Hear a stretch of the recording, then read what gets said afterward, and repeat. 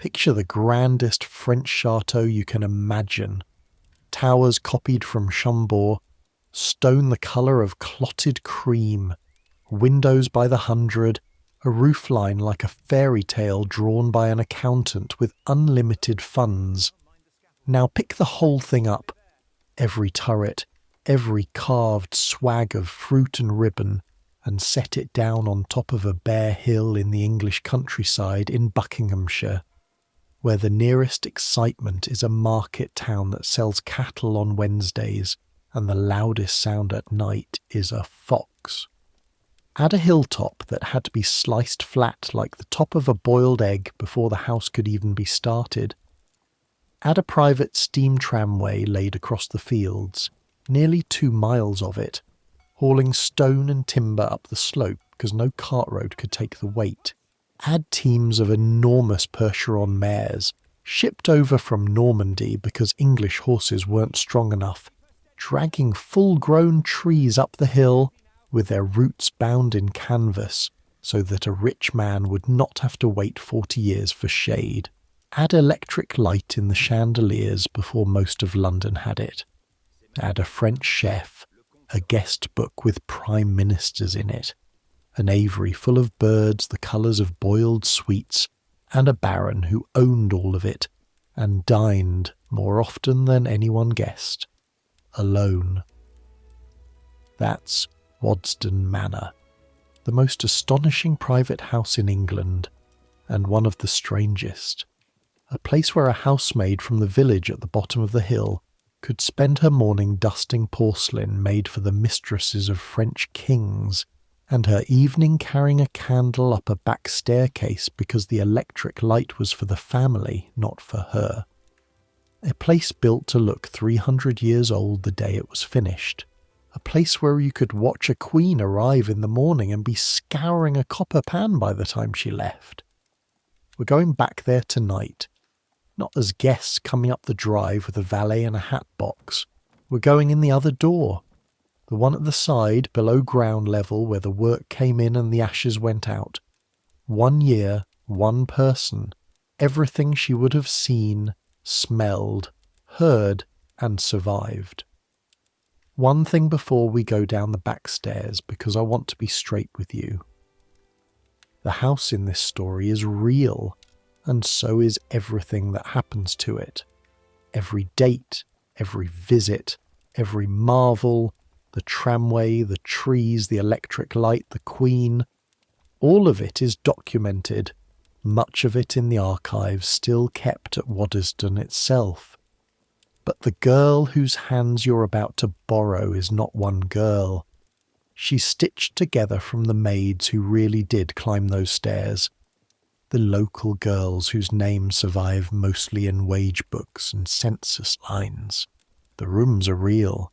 The rules are real. The eyes are borrowed. Where a story was only ever whispered below stairs, I'll tell you that's what it was. I will always tell you which is which. So, I make these history stories, and I honestly still can't tell whether anyone actually sleeps to them, or whether you're all just weirdos who like hearing about a 17-year-old girl raking cinders out of a grate at 5 a.m, so that a queen could spend 10 minutes playing with a light switch. Either way, subscribe if you want. Get comfortable. Here we go. The fire is fighting you. You're on your knees in the dark with the riddle rake in both hands, and the still-room grate does not want to give up its clinker. Your eyes have been open for 20 minutes, but your body hasn't caught up. Your knuckles are raw against the iron. Your breath smokes in the cold, and somewhere behind your ribs there's that hollow 5 o'clock feeling, the one that isn't quite hunger and isn't quite dread, but lives next door to both. Scrape. Rattle, scrape. The clinker breaks loose all at once and crashes into the ashpan, and a puff of fine grey ash rises up and settles on your face, your eyelashes, your lips. You taste it. You always taste it. Ash first, every morning, before bread, before tea, before anything. Then the smells sort themselves out of the dark in layers the way they do. cold soot bitter and old from the chimney throat, yesterday's orange peel, sweet and sharp, from the basin on the dresser where the candied peel is soaking, the flat mineral smell of wet slate where the floor was scrubbed last night, black lead on your fingers like pencils and iron, and underneath it all, faint but never gone, the smell of yourself.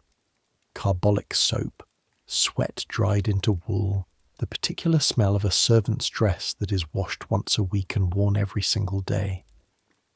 And outside, through the high barred window, the birds begin. Not English birds, not only English birds. There's a blackbird somewhere doing what blackbirds have always done. But tangled through it come sounds that have no business on a Buckinghamshire hilltop in the dark before dawn. A whooping liquid call, a screech like a hinge, a low repeated chime, almost mechanical, from some creature the colour of a jewel that woke up this morning 800 miles from anywhere its grandparents ever flew. The aviary is waking. The Baron's birds are singing to a vale of Aylesbury that is still fast asleep. Welcome to Waddesdon Manor, Buckinghamshire, in April of 1889. Your name is Ellen Prentice. You're 17 years old, and you were born at the bottom of this hill, in the village the house is named for, in a cottage where your mother still lives. On a clear day from the service road, you can pick out her chimney smoke. Your father carted stone for the house before you were born. He was one of hundreds of local men who spent years turning a bare hill called Lodge Hill into the platform this palace stands on, and he used to say before he died that he'd helped level the top of it like slicing the crown off an egg. You didn't believe him. Then you went into service here, 2 years ago at 15, as the lowest maid in the still room, and you found out that the unbelievable things about this house are mostly the true ones. You sleep at the top of the house, in the maid's corridor, in a bed you share with Annie Weston, who is 19 and from Aylesbury and snores like a man. You wake at 4:30. You're washed, dressed, capped and aproned by 5, in print cotton that will be changed for black and a fresh apron in the afternoon, because a maid who looks dirty in the afternoon shames the house, even if the dirt got there doing the house's own work. That's the logic. You stopped arguing with the logic a long time ago, and by 5 o'clock you are here, on your knees, where you are every morning, in the still room, the little kingdom of copper and sugar and spirit lamps that belongs to the housekeeper, Mrs. Boxall, getting the fire alight so that when the great machine above you begins to turn, and it turns whether there are guests or not, there will be coffee roasted, cakes baked, preserves ready, lavender water stopped and labelled, and no visible sign anywhere that any human hands did any of it. Because that is the first rule of this house, the one nobody ever wrote down and everybody obeys. The house was built to be looked at. You were built not to be. The fire catches at last. You feed it split kindling, then small coal, and set the flue, and stand up with your knees cracking like green wood. First job done. 40 more before breakfast. The still-room door has a trick to it, and the trick is this.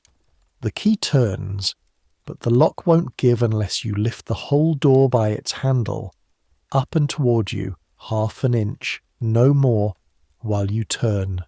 Something settled in the frame years ago, when the house was new and still drying out, and it was never put right because Mrs. Boxall likes it that way.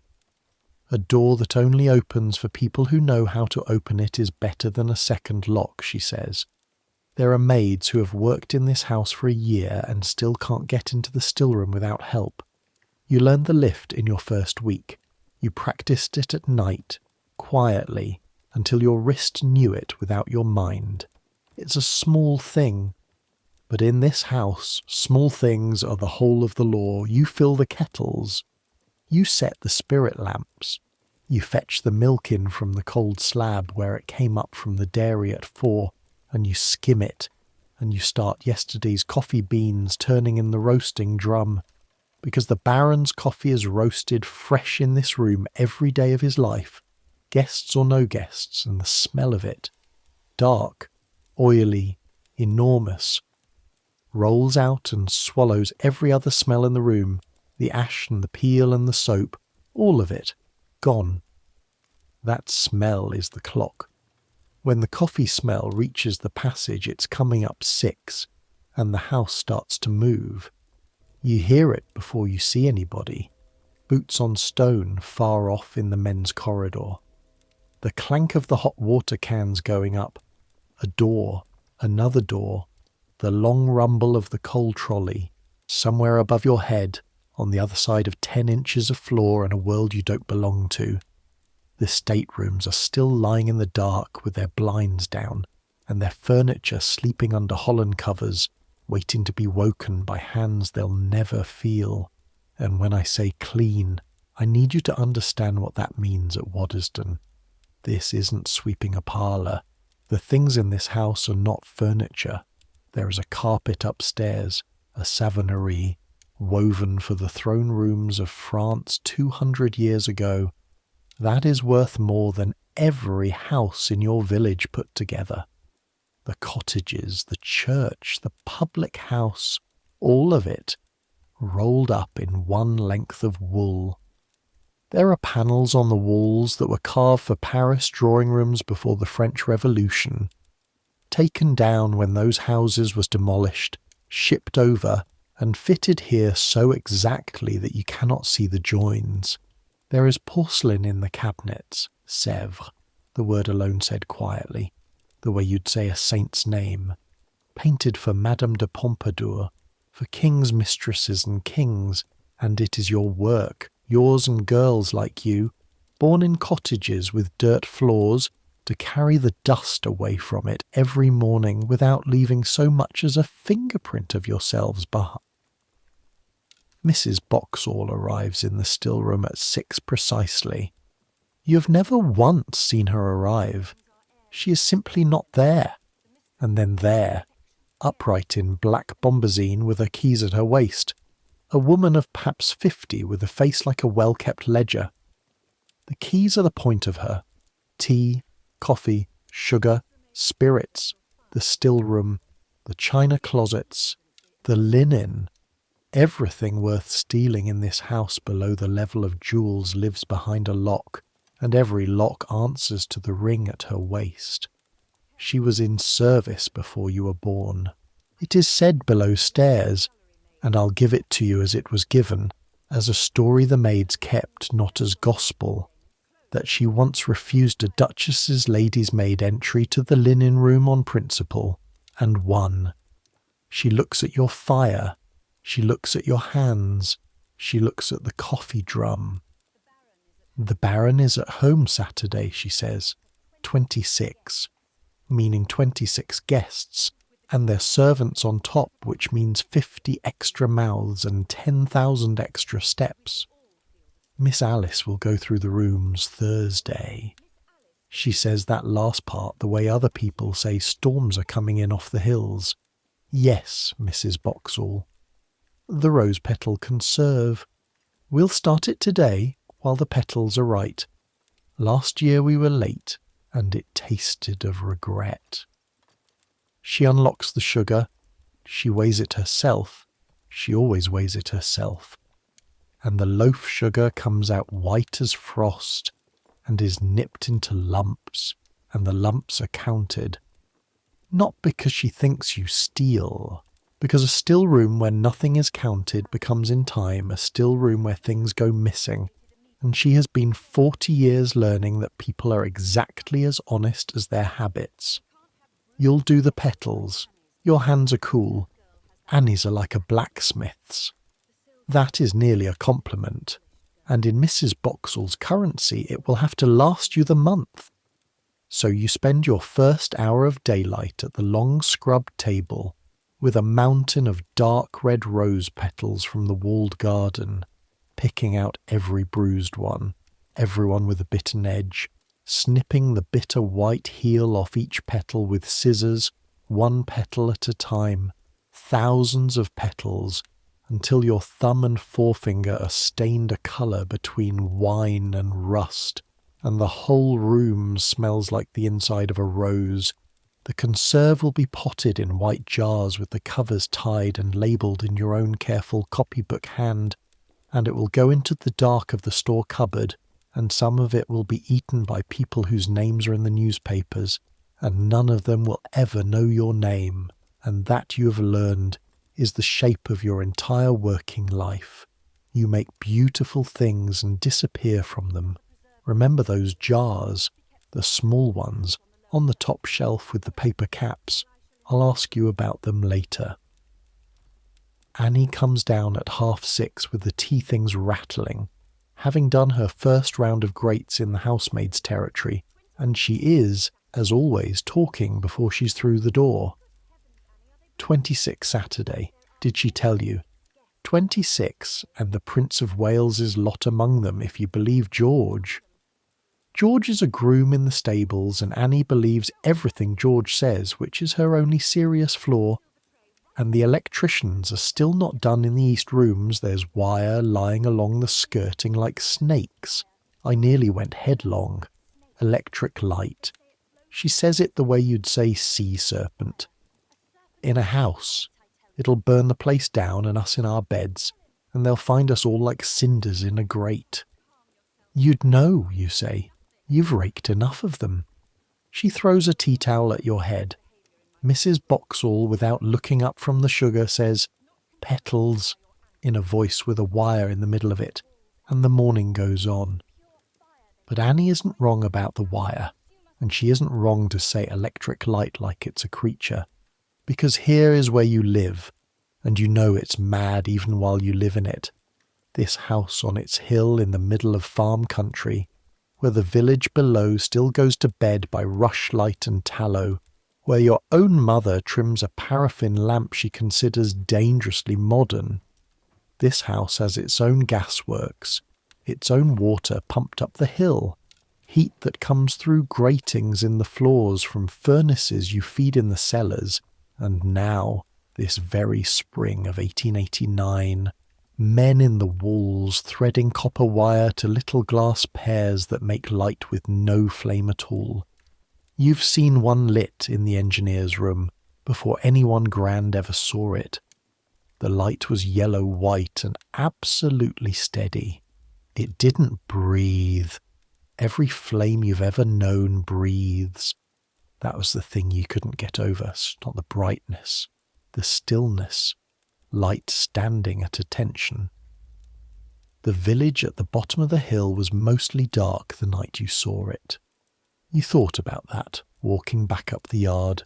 You've thought about it since. At 8 there is breakfast in the servants' hall.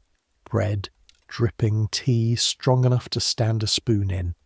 Eaten fast under the eye of the clock at a table where everyone sits in order of rank and you sit near the foot of it.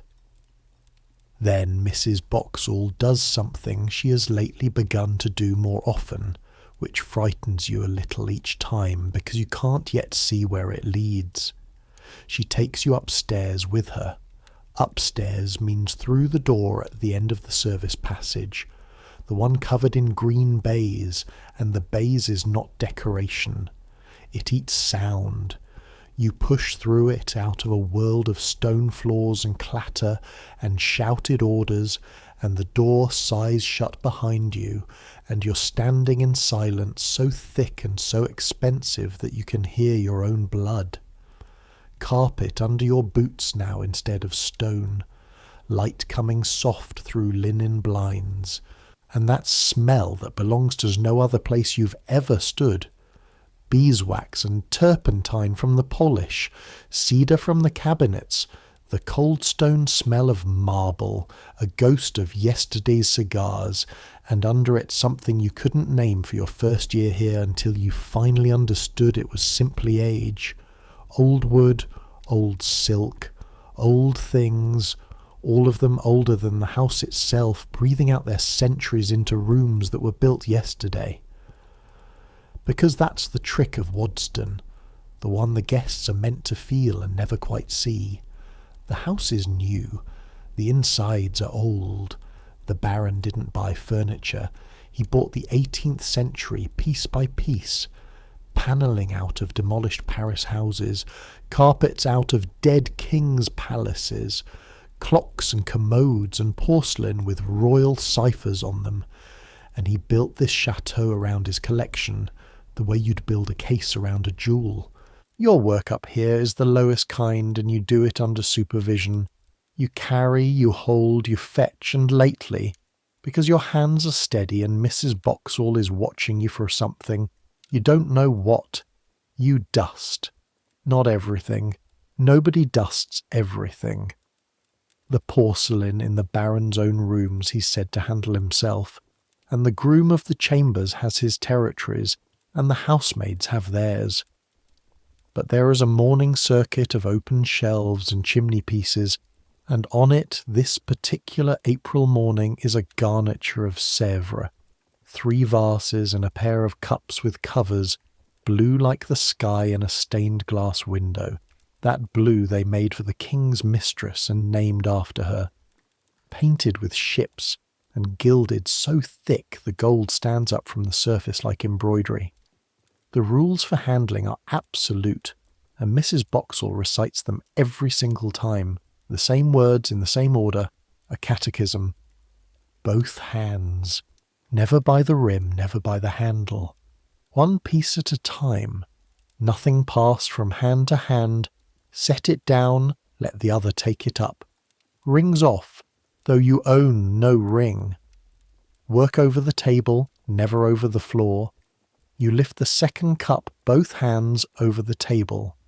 You turn it in the light the way she taught you, not to admire it, to interrogate it, and you see it, a line, finer than a hair, shorter than your smallest fingernail, running up from the foot ring through the blue like a single grey thread fallen on the glaze. You hold your breath. You tilt the cup a degree. The thread stays. It's in the porcelain, not on it. Mrs. Boxall, she comes. She looks. She's quiet for longer than you have ever known her quiet. Set it down, she says at last. And then she does the thing that teaches you more about this house than 2 years of scrubbing had. She doesn't ask you if you did it. She takes out the little black pocket-book she carries and writes, in her upright hand, the date, the room, the piece, the words hair-crack at foot, old, and then seen by E. Prentice, your name, in the book. Cracks have histories, she says, putting the book away. This one is old. See how the dirt has settled in it? That's years of dirt. That crack has been here longer than you have. But if it is found next month by someone else, and there is no note of it, then it happened this month, in my rooms, under my keys. Do you understand what I've just done? You've written down that it isn't mine. I've written down that it isn't ours. She straightens a chair cover with 2 fingers. Nobody above stairs will ever thank you for what you just saw. Learn to be thanked by the book. Remember that cup, the blue one with the grey thread in its foot. It isn't finished with you. The blinds are the other law up here, and the blinds belong to Miss Alice. Miss Alice de Rothschild is the Baron's sister, younger, unmarried, formidable, in a way that has become proverbial in this house within your own short lifetime. She has her own estate at Ethrop, down by the river, an afternoon pavilion with gardens people cross counties to see. But she had rheumatic fever years ago, and her doctors ruled that she must not sleep near the damp of the water. So she built her pavilion with no bedrooms at all, a house for daytime only, and she sleeps up here, under her brother's roof, which means the running of Waddesdon's rooms lives in practice under her eye, and her eye misses nothing. Below stairs they call her rules simply that Miss Alice's rules, half joke, all obedience, and one day, long after, people will still be calling them that, because the rules outlived her and outlived the century. Sunlight is the enemy. Sun fades silk, bleaches wood, eats colour out of carpets thread by thread, so the blinds are drawn against the sun's side of the house all day, raised and lowered room by room as the light moves, and a housemaid who lets a bar of April sun lie across the Savonnerie for an hour has done damage no housemaid's wages could repay in a lifetime. Nothing is to be touched that need not be touched. Visitors, even grand ones even, the story goes, the grandest there is, but that story comes later, are to be kept at a distance from the porcelain. Fires are watched, candles are counted. The house is not furnished, is how Mrs. Boxall puts it. The house is collected, and a collection is a thing you defend. So you move down the enfilade with the sun swinging round outside, lowering here, raising there, keeping a moving belt of shadow between the light and the things it would eat, and it occurs to you, hands on the blind cord, dust floating gold in the one permitted stripe of morning, that this is the strangest of all your jobs.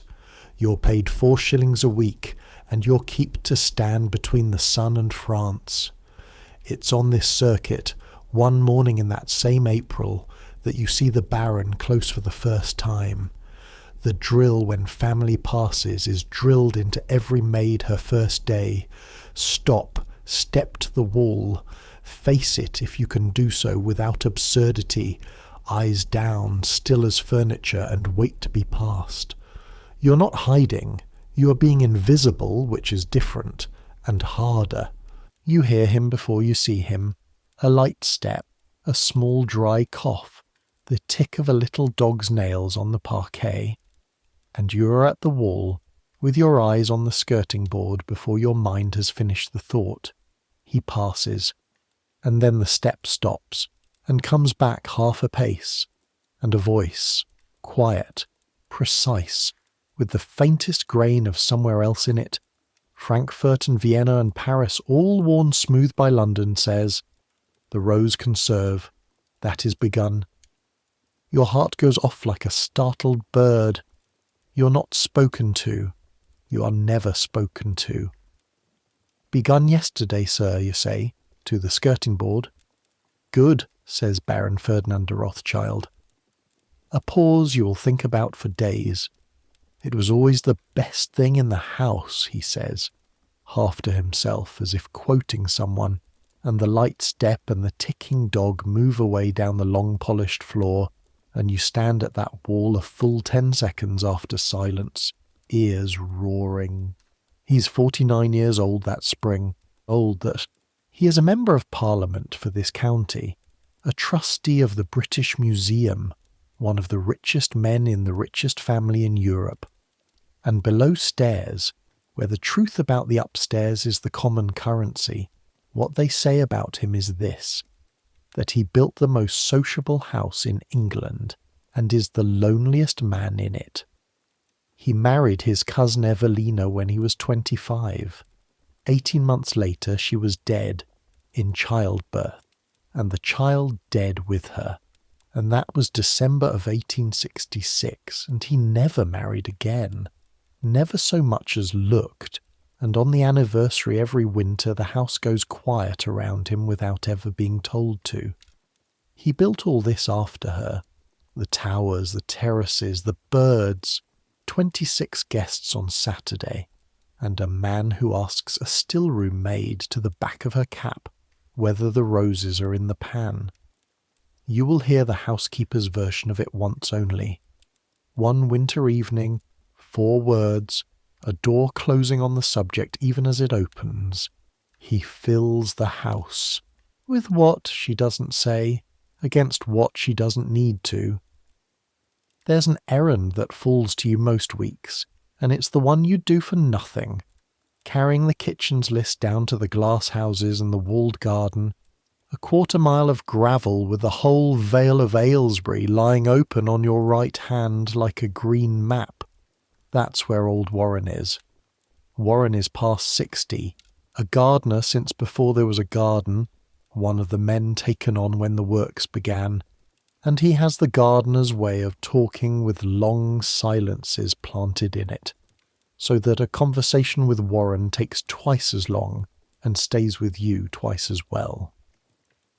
It was Warren walking you back along the top terrace, one evening your first summer, who stopped, put his hand flat on the trunk of a lime tree thicker than your waist and said, "I brought this one up the hill myself, her and 40 of her sisters." You thought he was making fun of you. Trees don't come up hills. Trees stand where God put them, 70 years growing, and rich men plant saplings and their grandsons get the shade. That's the order of things. That's the order of things everywhere except here. Because here is what happened on this hill, and your father carted for it, and Warren dug for it, and half the old men in the village can show you what it did to their hands. In 1874 the Baron bought the land, bare farmland this, part of the Duke of Marlborough's estates, and the Duke needed money, and the Rothschilds have never needed money, and the deal was done, and the Baron stood on top of Lodge Hill, a round green nothing with a few elms and a view, and where anyone else would have seen a sheep pasture he saw the Loire. He was 34 years old. He'd been sketching French châteaux in his mind since he was a boy, but the hill was the wrong shape, so they changed the shape of the hill. Gangs of men, local men, your father among them, glad of the wage when farm work was slumped, cut the crown off the summit and carried it away in barrows and carts until there was a level platform big enough to hold a palace. Then they found the hill had no water, so they laid pipes and pumped it up from miles off. Then they found the lanes couldn't carry the stone, so the Baron did the thing that people in the village still tell strangers about, slowly watching the stranger's face. He built his own railway, a steam tramway, laid across the fields from the wharf and works below, close on 2 miles of it, and little engines ran up and down all day hauling bathstone and timber and cement to the top of a Buckinghamshire sheep hill, and when the teams came to drag the loads up the last slope, English cart horses weren't equal to it, so over from Normandy came the Percherons, grey mares, gentle-faced, big as haystacks, and Warren says when the first pair came off the train at Quainton Road, the whole village turned out to look at them the way you'd turn out for an elephant. The architect was French, naturally. Monsieur d'Estailleur, Gabriel Hippolyte d'Estailleur, a Parisian who kept the old royal styles alive while France herself kept knocking them down, and he gave the Baron his towers out of Chambord, and his stone garlands and his roofs like a company of witches' hats. The gardens were French too. Monsieur l'Aîné laid out the terraces and the great fountain and the carpet beds. The first stone went in 1877. By 1880 there was a housewarming in a house half born. By 1883 the main block stood finished, and the building never really stopped. Wings and rooms, and now in this very year, 1889, the last of it, so that the whole vast thing, from bare grass to this, took 15 years. Your entire life, near enough. There are men in the village who ploughed that hilltop as boys and will die able to say so, and nobody young will believe them, and the trees. The Baron was in his mid-30s and he was not going to be 70 before his avenues met overhead. The Rothschild joke about it went round the county and is still going. He simply declined to wait, so they brought the trees grown, full-grown limes, oaks, chestnuts, dug round and root-balled in canvas and chains, laid over on huge low drays, and the Percheron teams leaned into their collars and walked England's New Forest up the hill one tree at a time, half the parish walking alongside to see it. Men steadying the crowns with guy ropes like they were walking a cathedral spire down a lane. Some died, most took. You have eaten your dinner in the shade of a tree older than the house it shades, and the tree has moved house, and the house has not. Folks say he bought the hill, Warren says, hand still flat on the lime's bark that first summer. Long silence, planted and left to grow. You can't buy a hill. You can only marry one. He's put his whole life into her and she'll outlast him, same as she'll outlast thee and me. He pats the trunk twice, the way you'd pat one of the grey mares. The hill remembers, root and stone. She remembers everything that's ever been done to her, and she don't tell the guests. The hill remembers. You'll catch yourself saying it, years on, about things that have nothing to do with hills. And then, because this is Waddesdon, and no wonder is allowed to stand alone, there is the aviary. Finished this year too, 1889, a great half-circle of cast iron and gilded trellis on the north lawns, built in the old French fashion like a piece of palace fencing that decided to become a bird cage. Inside it, parrots, parakeets, soft-billed singers, birds whose names you learn crooked from the keeper and never quite straight. Colours that have no business in England, turquoise and flame and a green like wet paint. The Baron walks there most mornings he's at home, alone, mostly, the little dog at heel. He stands very still with his hands behind his back, and the birds who scatter from everyone else come down to him. The keeper swears he knows them each by name and mood. Below stairs the joke is gentle for once. The Baron likes best the company that can't ask him for anything. Nobody says the other half of the thought out loud, that a man builds a paradise of wings on a hilltop and every bird in it caged, and so, in his way, is he. You thought that once, by yourself, carrying eggs past the north lawn in a rain, and then felt you'd been impertinent, thinking it, and put it away. But you kept it. You keep everything. That's the other thing about being invisible. You see it all. Scrubbed enough, silent enough, quick enough. That's the standard. That's the whole examination. Every day, and most days you pass. You're one of dozens. The house indoors runs to some 20 servants living in when the family's alone, and when a party's on, with the visiting valets and ladies' maids and the extra hands up from the village, the population below stairs can pass 50. A working village packed into stone corridors under a French palace, with its own laws, its own ranks, its own weather. Upstairs never sees it. Upstairs sees candlelight on gold, dinner appearing as if dinner were a natural event like dusk. That dinner walked up 3 flights of stairs in relays of copper. You know the weight of it. Your wrists know it now, tonight, in bed, that fine hot wire of ache from carrying that never quite goes out. Annie in the dark, half asleep from her side of the bed. 26 on Saturday. 26. One day, she says, yawning entirely without envy, which is the marvel of Annie. I shall be a guest somewhere, and I shall ring the bell at 2 in the morning for hot milk, just the once to know how it feels. They don't feel it, you say. That's the whole of being them. It doesn't feel like anything. It's just how the world comes. Annie is quiet a moment. Then, that's the saddest thing you've ever said. And she's asleep before you can decide whether she's right.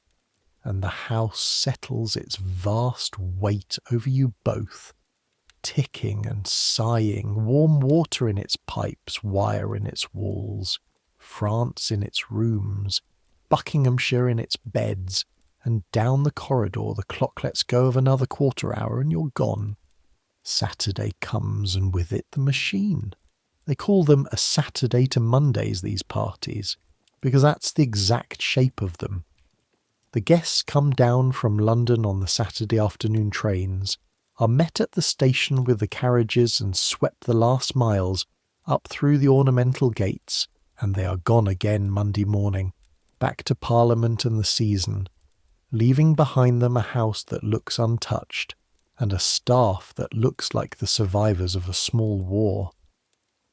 What happens in between is the most elaborate machinery of comfort ever assembled in England, and you are one of its smallest gears, and I need you to understand what a house party means at Waddesdon, because it does not mean visitors. It means a full-dress performance of a world, staged twice a month, in which every single stagehand is invisible and there is no applause. It starts days out. Rooms are told off. The bachelors to the bachelors' wing, that separate country of billiards and smoking where ladies do not go. The married couples and the great names to the tower rooms and the big bedrooms with their views over the parterre. Fires are laid in rooms that have slept for a fortnight. The linen room issues its crisp battalions. In the kitchen, Monsieur Alphonse, the chef, French as the house, a small, round, furious artist who can reduce a kitchen maid to tears with one syllable, and once threw a copper bain-marie the length of the kitchen because the fish came up the hill late, begins composing menus at a slanted desk like a man scoring an opera. The still-room steps up its fires, your conserves, your cakes for the 5 o'clock teas, your coffee. Mrs. Boxall walks the corridors with her keys and her pocketbook, and even the clocks seem to pull themselves together. And here's the thing they none of them see, the thing you could never make the village believe. The grandest part of the performance is the bit that looks most careless. Guests at Waddesdon wake to find that some quiet agency has already been in their room. The blinds eased, the fire lit, kneeling silent on the hearth before they stirred, hot water steaming on the washstand, yesterday's clothes vanished and returned ironed. Breakfast is not a meal, it's a landscape.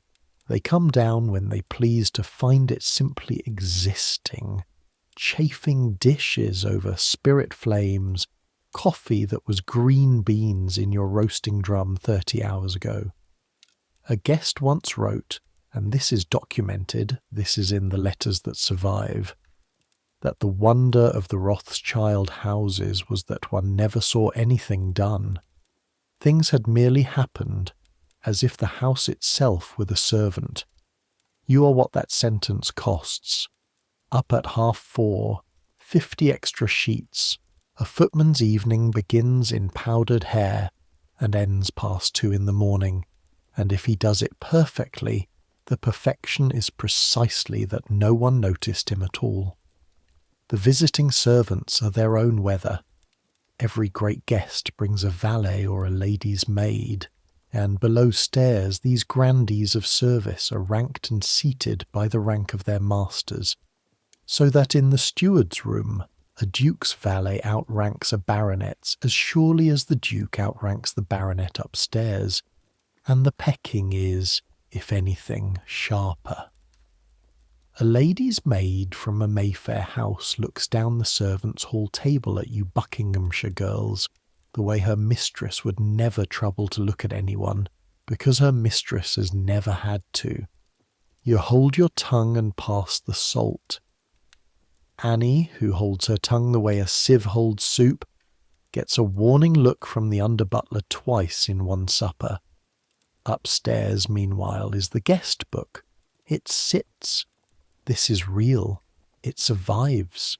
You can look at its pages to this day, filling year by year with the signatures of everyone who ever came up that hill. and the names in it are the government and the crown and the ornament of the age. Mr. Gladstone has signed it. The Prince of Wales signs it often. He is a friend of the family. He likes the food and the ease and the fact that a Rothschild house is one of the few places in England run to a standard above his own. And behind him come ambassadors, duchesses, painters, wits, the whole glittering traffic of the season, 50 miles out from London and worlds away. This weekend it's political men and their wives, a minister among them, and from the gallery door where you're stationed with the tea equipage, you can hear the sound the party makes, that surf of talk and silver and low laughter, which is the actual music of power, the sound the century makes at the top. And moving through it, the Baron.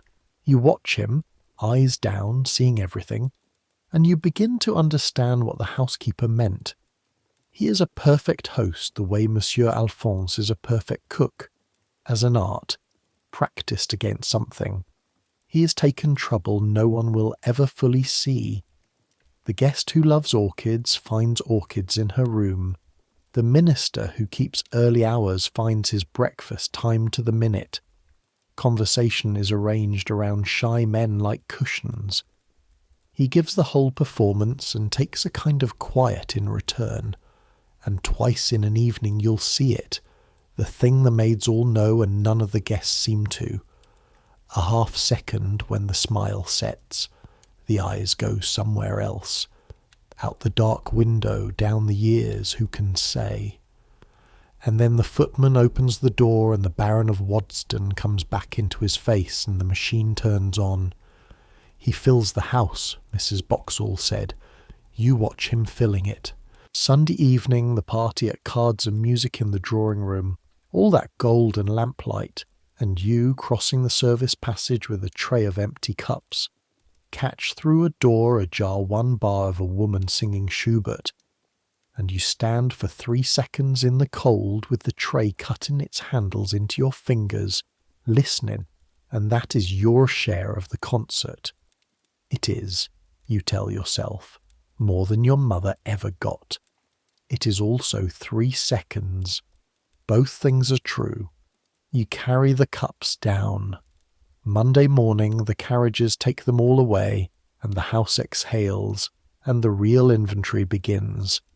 The counting, the airing, the mending, the finding of what a weekend of the great and good does to a place. The wine glass in the shrubbery, the cigar burn on a card table that makes the groom of the chambers actually put his hand over his mouth. The sheets, the silver, the 50 pairs of boots. By Monday night the staterooms are shrouded and dark again, and the blinds are down against Tuesday's sun, and the house lies there on its hilltop above the sleeping vale like a lamp turned off, until the next Saturday, and the next. That's the rhythm of your 1889, and it would be the whole story of it, except that this particular summer the rhythm breaks. Twice. The first time for a king. The second time, but that one you don't know is coming. Nobody does. Even the Baron doesn't know it yet. The king comes in July, and he is not a king exactly. He is a Shah. Nasser al-Din, Shah of Persia, King of Kings, is making his 3rd grand tour of Europe that summer of 1889. And all England has been reading about him for weeks. The state visits, the receptions, the diamonds on his coat said to be worth a county. And when the word comes down through Mr. Grey, the steward, that the Shah of Persia will visit Waddesdon in July, the servants' hall goes silent for 1 whole second, and then does not stop talking for a fortnight. This is documented, mind. The Shah's visit is in the records. The newspapers followed his every stop that summer. And what it meant below stairs you can work out from one plain fact. The house that thinks nothing of a prime minister spent days preparing as if for a siege. For you it means the still room at full pitch. It means Monsieur Alphonse ascending into regions of temperament previously unmapped. It means every inch of guilt in the staterooms gone over. And it means Miss Alice, twice, not once, walking the rooms ahead of the day with her rules sharpened. It also means, though you don't mark it at the time, a small thing. Mrs. Boxall standing in the store cupboard with her lamp lifted, considering the shelves, and saying mostly to herself, "The rose. If we're ever asked for the best, it's the rose." And moving your white jars, your April jars with the paper caps, one shelf higher, toward the front, small things, the whole of the law. But before the Shah, the light. Because it's that same early summer in the weeks between the house parties that the electricians finish their work and Waddesdon crosses over, quietly on an ordinary Tuesday with no ceremony at all, from the old world of flame into whatever world this next one is going to be. You've watched it come for months. The snakes of wire along the skirtings that nearly took Annie off her feet, drawn one by one into the walls and gone, like veins closing over. The chandeliers taken down, fitted, rehung, and down past the yards, in its own brick building where the village can't hear it. The engine, because electric light doesn't come from nowhere. It comes from an engine house, from machinery turning, from a dynamo that has to be fed and watched like any other beast on this estate. The man who watches it has a boy, and the boy is Tom Hartwell, and Tom is the first person you have ever met who is in love with the future. Tom is 20 from High Wycombe, trained up through a Birmingham firm, and he talks about current and circuits and filaments the way Annie talks about grooms. It's Tom who shows you, one evening in the engine room doorway and you down at the yards on a legitimate errand, stretched perhaps 4 minutes beyond its legitimate length, how the whole miracle works. The engine turns the dynamo pushes something invisible along the copper, and inside each glass pair a little curl of carbon, fine as a hair from your head, fights the current with all its might, and the fighting makes it glow. It's the resistance that makes the light, Tom says, holding a spare bulb up between you and the sunset, turning it, the little dark thread inside catching the sky. Everything that shines up there is something fighting back. Remember that next time they're all at dinner. You laugh. He doesn't. He means it. That's Tom. Then he does a thing you don't expect. He puts the bulb in your hand. A dead one, this. Filament snapped. First of the failures. No use to anyone. But whole. Perfect to look at. Light as an eggshell. Cool as a chapel. You've never held anything like it. Glass blown finer than any glass in the still room. A vacuum inside it, Tom says. An actual bottled nothing. And the broken hair of carbon lying loose in it like a fallen lash. First dead soldier of the new age, Tom says. Keep it. Dead ones are mine to bin, so it's mine to give. Show your grandchildren. Tell them you were here when the house stopped burning things to see by. You wrap it in your handkerchief and it rides up the hill in your apron pocket like a stolen egg. And it goes on the shelf over your bed, beside your mother's Bible and your tin of hairpins. Annie holds it to the candle that night, squinting through it, the flame bending in the curved glass. It's a pickle jar for a fairy, she decides. Put it away safe. You do. Safe as anything you own. And then one evening the family tries the light and you see it. Not from the drawing room, of course. From the service door in the dark of the passage, with Annie's chin practically on your shoulder and half the still room crowding behind. Because word ran down the back stairs in about 90 seconds flat. They're turning it on. Somewhere a switch closes, and the chandelier over the great staircase, 100 crystals that have only ever known candle flame. comes on all at once, every pendant at the same instant, and the light is white and steady and total, and the whole gilded hall jumps out of the darkness like something surfacing, and nobody in the passage says a word. Annie's hand finds your sleeve and grips it. Someone behind you, one of the older housemaids, says very quietly, "Lord, have mercy," and doesn't sound entirely as if she's joking. 'Cause here's what it does, the electric light that nobody warned you about. It abolishes evening. Candlelight and lamplight are alive, they move. They let the corners keep their secrets. A room by candle is a room with tides in it. This is noon, manufactured. Every gilt leaf, every painted face on the ceiling, every fault and every glory. All of it delivered at once to the eye, nothing withheld, and the shadows. This is what you can't stop looking at. The shadows lie down as do not stir, still light, light standing at attention. You said it to yourself in the engineer's room months ago, and it's truer now. Every flame you've ever known breathes, and this doesn't, and a light that doesn't breathe doesn't feel mortal. Whether that's splendid or dreadful, you genuinely cannot decide. Standing in the doorway with your candle in your hand, your candle, which you will carry up the back stairs to bed tonight exactly as before, because the current runs to the staterooms and not to the attics, and the future, like everything else in this house, enters by the front door. Mrs. Boxall's judgment, delivered next morning over the coffee drum, total, final. It'll be less work and I don't trust it, which turns out, as usual with Mrs. Boxall, to be both true. Less blacking of lamp chimneys, less candle grease worked out of carpets on your knees with a hot iron and brown paper. Less fear, that above all, less of the old fear of flame among the treasures, which is why the Baron has done it, they say, as much as for the wonder of the thing. But new fears too that summer.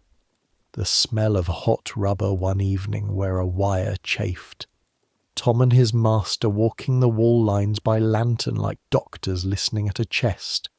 And the understanding, which you have and the guests don't, that somewhere down past the yard a machine has to keep turning all evening so that the drawing-room may be immortal, and that men you know stand beside it in the noise to keep it turning.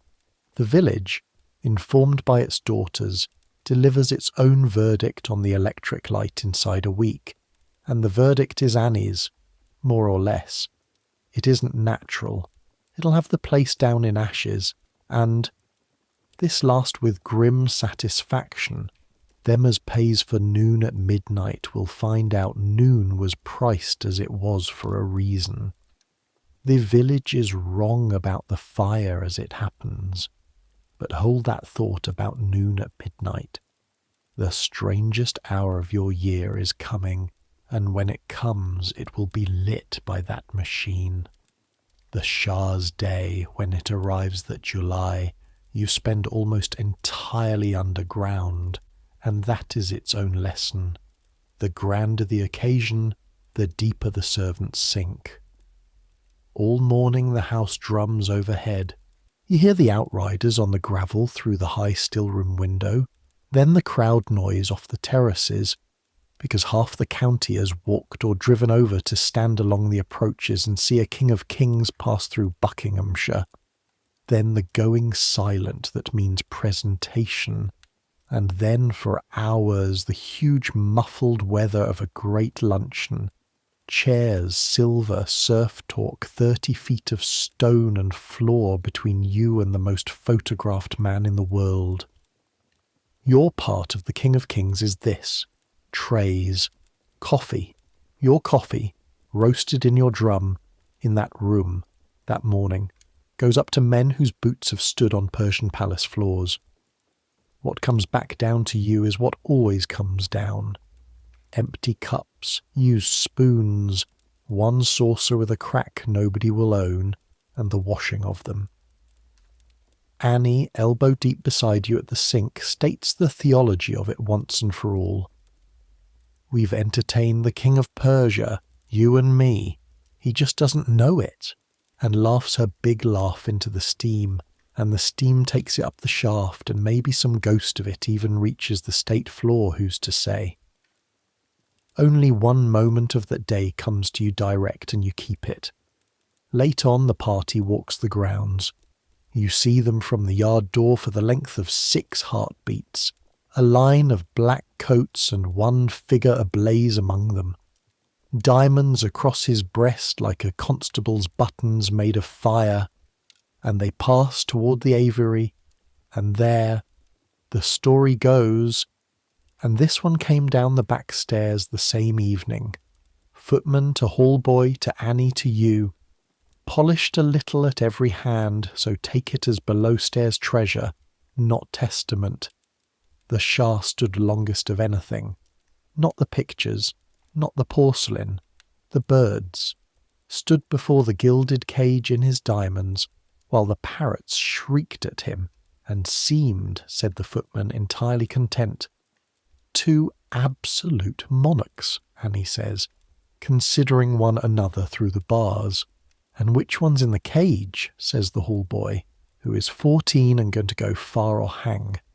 That night your feet throb like 2 struck thumbs, and you're too tired to eat, and you lie awake exactly 90 seconds, and your last thought is not of kings, it's of the jars. Mrs. Boxall took 2 of the rows down for the Shah's tea table. If we're ever asked for the best, it's the rows, 1 shelf higher, toward the front. You sleep. August brings the closest you ever come to ruin, and it comes, of course, through sunlight. It's a Thursday, a scorcher, the party gone Monday and the next not due till Saturday week, and you're on the blind circuit alone. Alone, because the second housemaid is laid up and the world must still turn, and in the small drawing-room the cord jams. Not the still-room door's honest stiffness, a true jam, the blind stuck 3/4 up, and outside the sun coming round the south front like a slow white cannon. You know what lies in that room. Everybody knows what lies in that room. Carpet from the French royal workshops on the floor, silk on the chairs the colour of the inside of a shell, and in 40 minutes, by the clock in your chest, the light will lie across all of it like a hot iron. You try the cord twice gently. You know better than to hail at it. A snapped cord means a ladder, means the odd man, means an hour. You could run for the odd man now. It would take 20 minutes to find him this time of day, and there would be discussion, and it would be the sensible course. And Miss Alice's first rule of rules stands like a wall in front of the other course. Nothing is to be touched that need not be touched. Furniture least of all. Maids do not move the furniture of the small drawing-room on their own authority. Maids have no authority. You look at the sun, you look at the silk, and you do the thing you'd never in life have done at 15. You fetch the holland covers from the window-seat chest, plain dust sheets, servant cloth, the colour of porridge, and you cover what the sun will touch. Both hands, over the table, one piece of thinking at a time. Chairs first, then the near table with its inlay. Then, kneeling, you lay the last sheet, soft as laying a sheet on a sleeping child, over the sunward yard of the carpet itself. Then you go for the odd man. When you come back with him, Miss Alice is in the room. She is standing quite still in the middle of it, small, upright, in grey, looking at your porridge-coloured shrouds with an expression you cannot read, and your stomach drops through the floor of you and keeps going. The odd man behind you has stopped breathing. Somewhere a bee is bumping against the one-lit pane like a fool. Whose work is this? Mine, ma'am. Your voice comes out the size of a mouse's. Miss Alice looks at the covers, at the jammed blind, at the bar of sun now lying harmless across good honest Holland, at you. She's the Baron's sister and shares his eyes, and this close you can see what the maids mean when they say she's already counted everything in any room she stands in. The cord jammed, she says. Not a question. She's looked at everything, she's understood the whole small history of the last half hour from the evidence, the way her family reads a market. You covered, and then you went. In that order. A silence measured out like sugar, weighed, exact. The order is the whole of it, she says. Most would have gone first and left the room to burn. And then, already turning, already finished with you, in exactly the voice she'd used to note that a hinge wanted oil. The rooms are better minded than they were. Tell Mrs. Boxall the small drawing-room cord is to be replaced throughout, and is gone, grey and straight, down the enfilade, and the odd man lets out all his breath at once, and your legs inform you privately that they would now like to sit down. Below stairs that evening you are for one night only, mildly famous. She spoke to you. What did she say? Say it again, the exact words. And Mrs. Boxall at the end of the table listens to the exact words with no expression at all and says only, "The cord's to be replaced. I'll want the length measured before supper." But later, in the still room, alone, as you're covering the coffee drum, she says, not looking up from her book, "The rooms are better minded than they were." A page turns. She'll have meant since spring. You came up to the rooms in spring. Another page. That is the entire conversation, and you carry it up to bed like a coal in a warming pan, and it keeps you warm the length of the winter, and she knew it would. That's Mrs. Boxall. Praise you can put in your pocket, issued once a year, no receipt. It's a fortnight after, the first cool morning of September, mist lying in the vale like milk in a bowl, that Warren takes you up the hill. The last errand list of the season for the glass houses is in your apron pocket, and you find him not at the walled garden, but at the yard gate, waiting, with his stick, which is new, and a look on him you haven't seen. "Leave the list with the boy," he says. "I'm going up the top while the mist's on. Come up, you've earned a look at her." Up the top means the roofs. You go up through ways you never knew existed. Warren has keys older than some of the doors. A turning stair in the service wing, a ladder, a low door that gives onto light, and then you are out on the leads of Waddesdon Manor with the whole sky around your ears. Above you the towers and their witch-hat roofs stand closer than you've ever seen them. Finials gilded, slates like fish scales, chimneys carved as if chimneys were worth carving, because here everything was worth carving, and below you, England.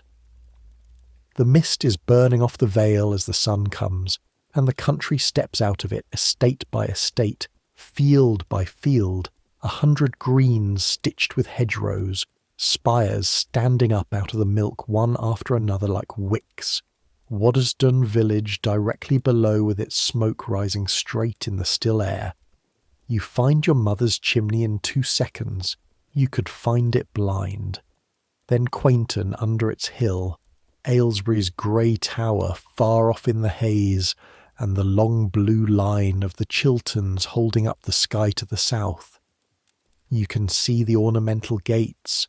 You can see the avenue your father's generation planted full grown. You can see, faint through the grass of 2 fields, a scar that was the tramway, healing back into pasture, and the glass-house roofs flashing morning back at the morning, and a hawk hanging over all of it like a held breath. "Now then," Warren says quietly, watching you look. There she is. The house? The hill. He plants his stick, leans, easing the hip he's careful of since haymaking. Wren built for God, they say. This one, He tips his head back at the towers. Was built for a man, and the man builds for someone as isn't here, and that's a kind of church too, though you'll not hear me say so in the hall. The long Warren silence, planted, growing. Then, I'm to finish at Michaelmas. The hip's done for ladders, and a gardener as can't ladder is a scarecrow drawing wages. They're good about it. Cottage kept. Coal at Christmas. The Baron does right by his old men, whatever else. But I wanted the top of her once more while I still owed nobody a hand up. He nods at the veil, at the whole gold morning of it. 50 year of my hands is in that. Not a soul as drives up them gates will ever know which 50 year is mine. That's the bargain, girl. You put your life into what outlasts you, and what outlasts you keeps no ledger. He straightens off the stick and gives you the rest of it, the part you'll still be carrying decades on, in rooms he never saw. So keep thy own ledger. Every fine thing thy hands ever touch, write it in thy head at night. I did that, and it was well done, and no one saw, added up regular, because nobody else in this world is counting for thee, and the hill, the flat of his hand on the parapet twice, the way you'd pat a grey mare. The hill remembers, but she don't tell. You look at the veil a long time. You're barely a cog in this place. The smallest gear in the largest machine in Buckinghamshire, 4 shillings a week and your keep, invisible on principle. But you're here. Your father is in the shape of this hilltop. Your hands are in the shine of those rooms.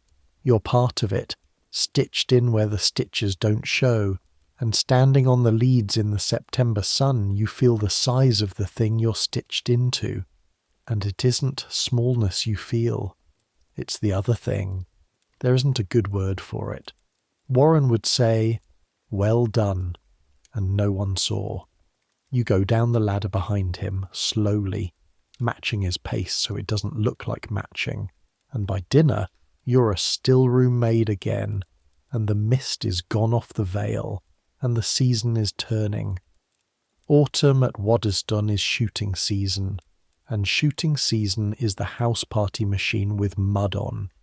The Saturday to Mondays thicken into longer parties.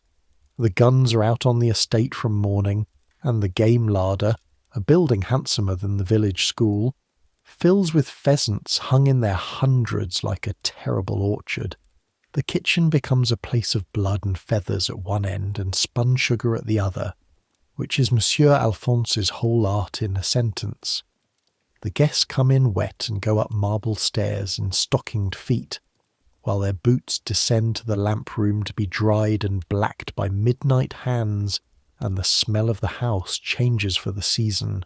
Wet tweed, gun oil, wood smoke, the ghost of birds roasting, and under it always the beeswax and the cedar and the old things.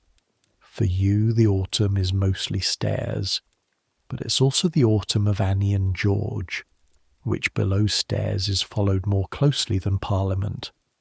George has begun walking Annie to church on the free Sunday afternoons, an operation of enormous formality involving his good cap, her good shawl, a chaperoning younger sister produced from Aylesbury for the purpose, and a courtship conducted at a walking pace with the entire servants' hall extracting intelligence from the sister. Annie comes back from these walks airy and impossible and full of stable opinions she presents as her own. She who a year ago held that grooms were all wind and hair oil. In the bed at night she practices in a whisper, writing her name as it might one day be, the way you'd try on someone else's bonnet. Don't you dare tell! Who would I tell? I see nobody but you and the coffee drum.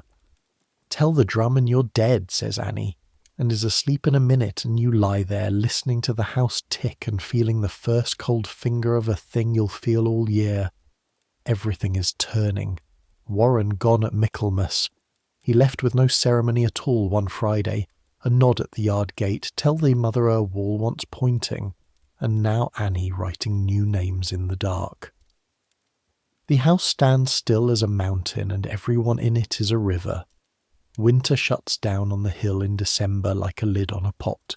The vale goes iron grey. The fountains are dressed in straw against the frost like old men wrapped by their daughters.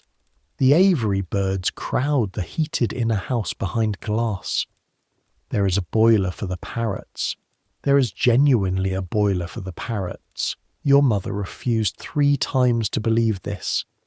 And the wind comes across from the Chilterns with nothing to stop it, and finds every seam in your clothing with a pickpocket's fingers. The attics are perishing. You and Annie sleep spooned like 2 question marks with your cloaks dragged over the counterpane, and the water in the washstand jug wears a skin of ice by morning that you crack with the dipper, and the first touch of it on your face is a slap that does the waking the bell began. But the strange thing about the great house in winter, the thing you'd never have guessed from the village, is that its grandest season below stairs is the one with fewest guests, because winter is when the family remembers the household, and the household remembers itself. There is the matter of the first week of December. Nobody tells you. Annie tells you, who had it from the head housemaid, who has been here since the beginning. Early December is when the Baroness died, Evelina, his Evelina, in December of 1866, the young wife and the child together, and whether or not any order was ever given, the house observes it. No party sits that week. The Baron dines alone or with Miss Alice, and the piano in the drawing-room stays shut, and the servants find themselves walking more softly, with no one having said a word, the way a village walks softly past a house with the blinds drawn. 23 years now that this house, this whole glittering, teeming, king-entertaining machine of a house, has kept, in the middle of its winter, 1 week of quiet like a pressed flower in a ledger. You are 17. You've been in love with nobody. And even you, carrying the coffee up that week past the shut piano, understand that you are looking at the answer to the question the whole county asks, which is why a man with everything looks the way the Baron sometimes looks. He fills the house. Now you know what with and against what. And then Christmas comes, and the same house turns up all its lamps. Christmas at Waddesdon below stairs, the servants' hall dressed in holly and paper garlands by the hall-boy, who falls off the same chair every year. Goose and plum pudding at a table where, for one dinner, the order of rank unbends half an inch. A gift for every servant, and not tokens either. The Rothschild name is carried down to the last scullery girl, cloth for a dress, a sovereign, useful princely things chosen by Miss Alice's lists, with Miss Alice's accuracy. And in the new year, the servants' ball. The ball is the one night the world turns over. The steward's room and the hall dance together. The housekeeper opens the dancing with Mr. Gray the steward, both of them suddenly alarmingly people.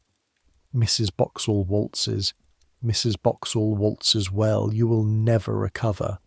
And the fiddler from the village plays till 1, and George dances 4 dances with Annie, which is a public declaration in any parish in England, and you dance twice with Tom Hartwell, who dances the way he talks, precisely, and all elbows, counting under his breath, and afterward, fetching your shawl, tells you solemnly that the ballroom's chandeliers pull more current than the whole east front. He's measured it. And this, you have come to understand, is how Tom says he had a lovely evening. You get your free afternoon on Boxing Day and walk down the hill to your mother's, and this is the walk that measures your year better than any almanac. Down out of the gates, out of the world of boilered parrots and electric noon, into the village street where the one lamp burns paraffin and the ruts are frozen sharp as ploughshares. Your mother's kitchen, 1 room, 1 fire, the smell of tallow and bacon and damp lime wash, the Bible on the shelf, the kettle on the hook. She feeds you as if the manor starved you, which it does not, and you eat as if it did, which is manners.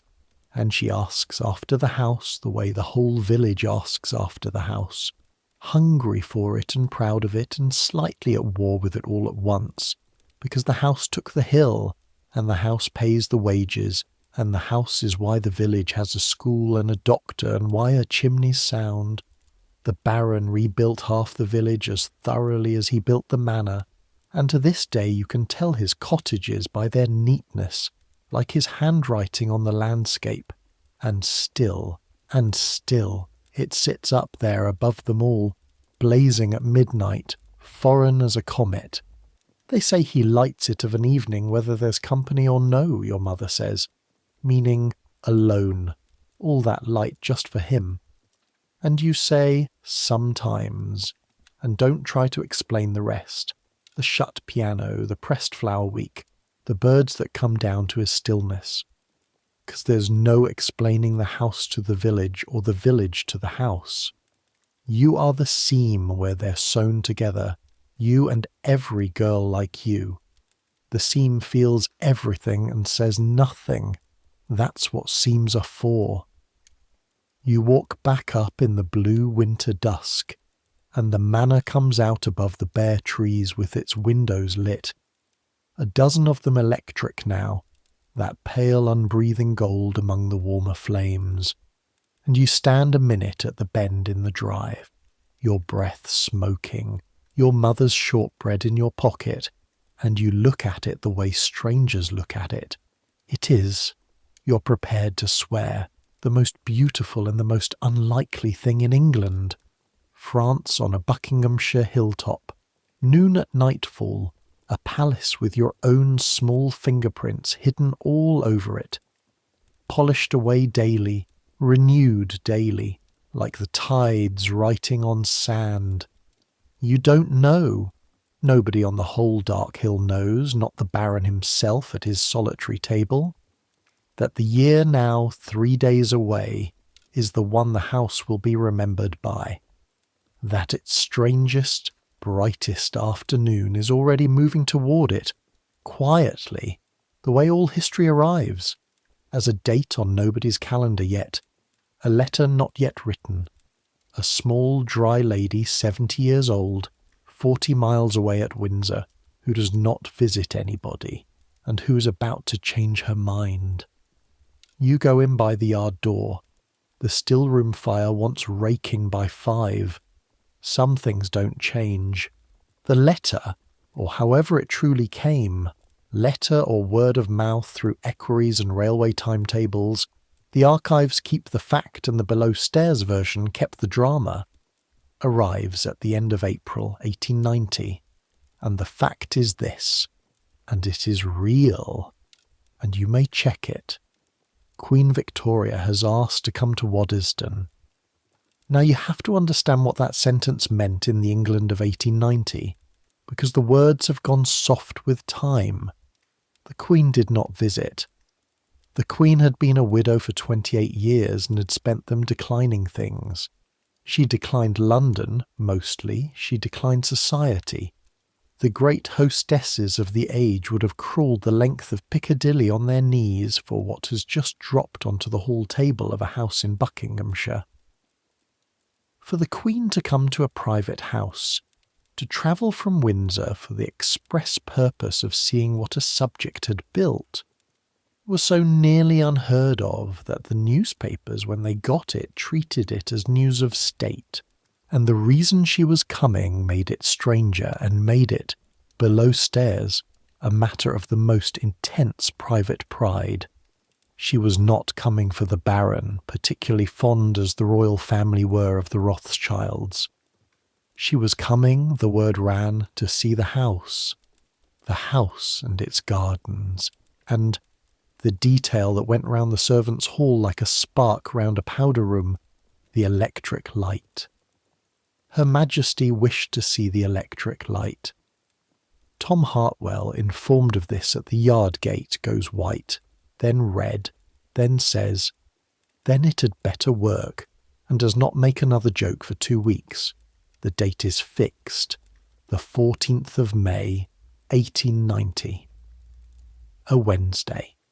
She will come over from Windsor, and it is to be, in the language of such things, a private visit. No state, no crowds, no ceremony.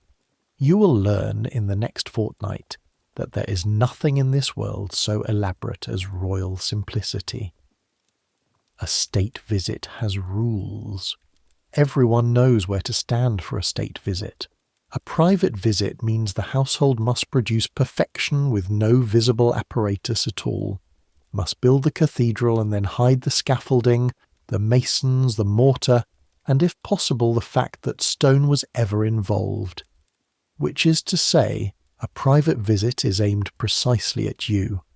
The below stairs, the invisible. Perfection, with the workings hidden. You've been in training for this your whole service without knowing it. The whole house has. The whole house is a 15-year rehearsal for one Wednesday afternoon. The fortnight of preparation you will remember all your life as a single continuous day with dark intervals in it. Every room on the route she may walk, and Miss Alice plans the route, and plans a second route in case of rain, and a third in case of whim, is gone through as if for the first time. Chandeliers let down on their winches, and every lustre passed through your hands in a bath of vinegar water, wrung soft leather dry, hung shivering back. Carpets lifted, floors waxed to a depth you could skate on, the gilt bronzes done with brushes the size of a baby's toothbrush. Every blind cord in the south rooms replaced throughout. Replaced months since, in fact, on Miss Alice's own order, after a certain jammed Thursday, and you permit yourself, polishing, one small private smile about that. The gardens are drilled like a regiment. Lenny's parterre reset overnight into fresh bloom. Thousands of plants standing by in the frame yards like reserves behind a battle line, and the head gardener walking the terraces at dawn with the face of a man commanding at Waterloo. In the engine house they run the dynamo up and down, testing every circuit on the route twice a day. Tom walks the wire runs with his lantern each evening like a sentry, and his master has taken to sleeping, actually sleeping, in the engine room on a cot beside his machine, as you would sit up with a mare in foal. And in the middle of the storm, 2 small still moments that belong to you. The first is the china. For the Queen's tea there is discussion, real discussion, days of it. Mrs. Boxall and Mr. Grey and the groom of the chambers in committee like a cabinet, over which service comes out, and the beautiful blue Sèvres garniture service, the ships and the thick gold, the one fit for the purpose, if anything is fit for the purpose, is brought to the table of the china closet, and Mrs. Boxall stands over it with her black pocket-book open to a page dated 13 months before, and reads aloud in her level ledger voice, "Hair crack at foot, old, seen by E-Prentice. Not the second cup," she says. "A crack is a promise. Hot water in a cracked foot before the Queen of England is a promise kept at the worst hour of my life. It stays in the closet. And the second cup stays in the closet, and its sound twin comes out in its place. And no one above stairs ever knows that anything was decided at all, which is, you now understand, what deciding looks like when it's done properly, done downstairs, done in time. The book thanked you. 13 months on. Learn to be thanked by the book. The second is the jars. Mrs. Boxall in the store cupboard, lamp lifted, the same stance as that July evening, only now the shelf she reaches to is the one she moved your jars to a year ago, toward the front. The rose-petal conserve last April's making, your cool hands, your snipped heels, 10 months mellowing in the dark like everything else in this house that's any good. She takes down 3 jars, holds one to the lamp, turns it. The colour has gone deep, claret dark, clear as glass all through, and says in the tone of a woman closing an account in credit, "There, if she takes one thing at that table, let it be a thing this house made from this hill." She does not say your name, she writes it. In the book, in the upright hand, in the entry for the 14th of May, that the archive will keep long after all of you. The words rose, conserve, still room, and the year of the making. Your petals, going to the Queen. You go back to the vinegar water and the lustres with your ears singing, and if any chandelier in Buckinghamshire was ever polished by pure lightness of heart, it hangs at Waddesdon. The evening of the 13th, Mr. Gray reads the household its orders in the servants' hall, all ranks standing, and they are the strangest orders you will ever be given, and the most Waddesdon. Tomorrow, the greatest day in the history of the house. Almost none of you will see anything at all. There will be no lining of drives, no gawping from windows. A private visit, private absolutely. Every servant not required for direct duty will keep to the service floors from 2 o'clock. The root rooms will be entered by nobody below stairs from noon. Duty stations are posted on the board and will not be departed from as much as a yard. The visit will pass over your heads like weather over a cellar. The house will perform its miracle one last time, of having nobody in it but the served and the material world in perfect order, noon manufactured, dinners occurring like dusk, and the 200 hands that wound the machine will stand silent in the dark beneath it, listening to their own work happen. Stations at 1:30, Mr. Gray finishes. Her Majesty is expected at 3. It will be the ordinary thing, done exactly. A pause, and then the steward of Waddesdon, a man who has said perhaps 40 unnecessary words in your 3 years' hearing, folds his paper and adds 1 sentence not on it. Tomorrow evening, every one of you will know what you were part of, and no one will ever be able to tell you it was little. And sits down, and the hall is dead quiet. And then the oddest thing happens, which is that nobody cheers. Servants' halls do not cheer. But the room somehow stands up straighter. Altogether, 1 inch, like a field when the wind crosses it. That night you sleep the way you sleep before harvest. Shallow, with lists moving behind your eyes. Annie, beside you, is doing her whisper. But it isn't George's name tonight.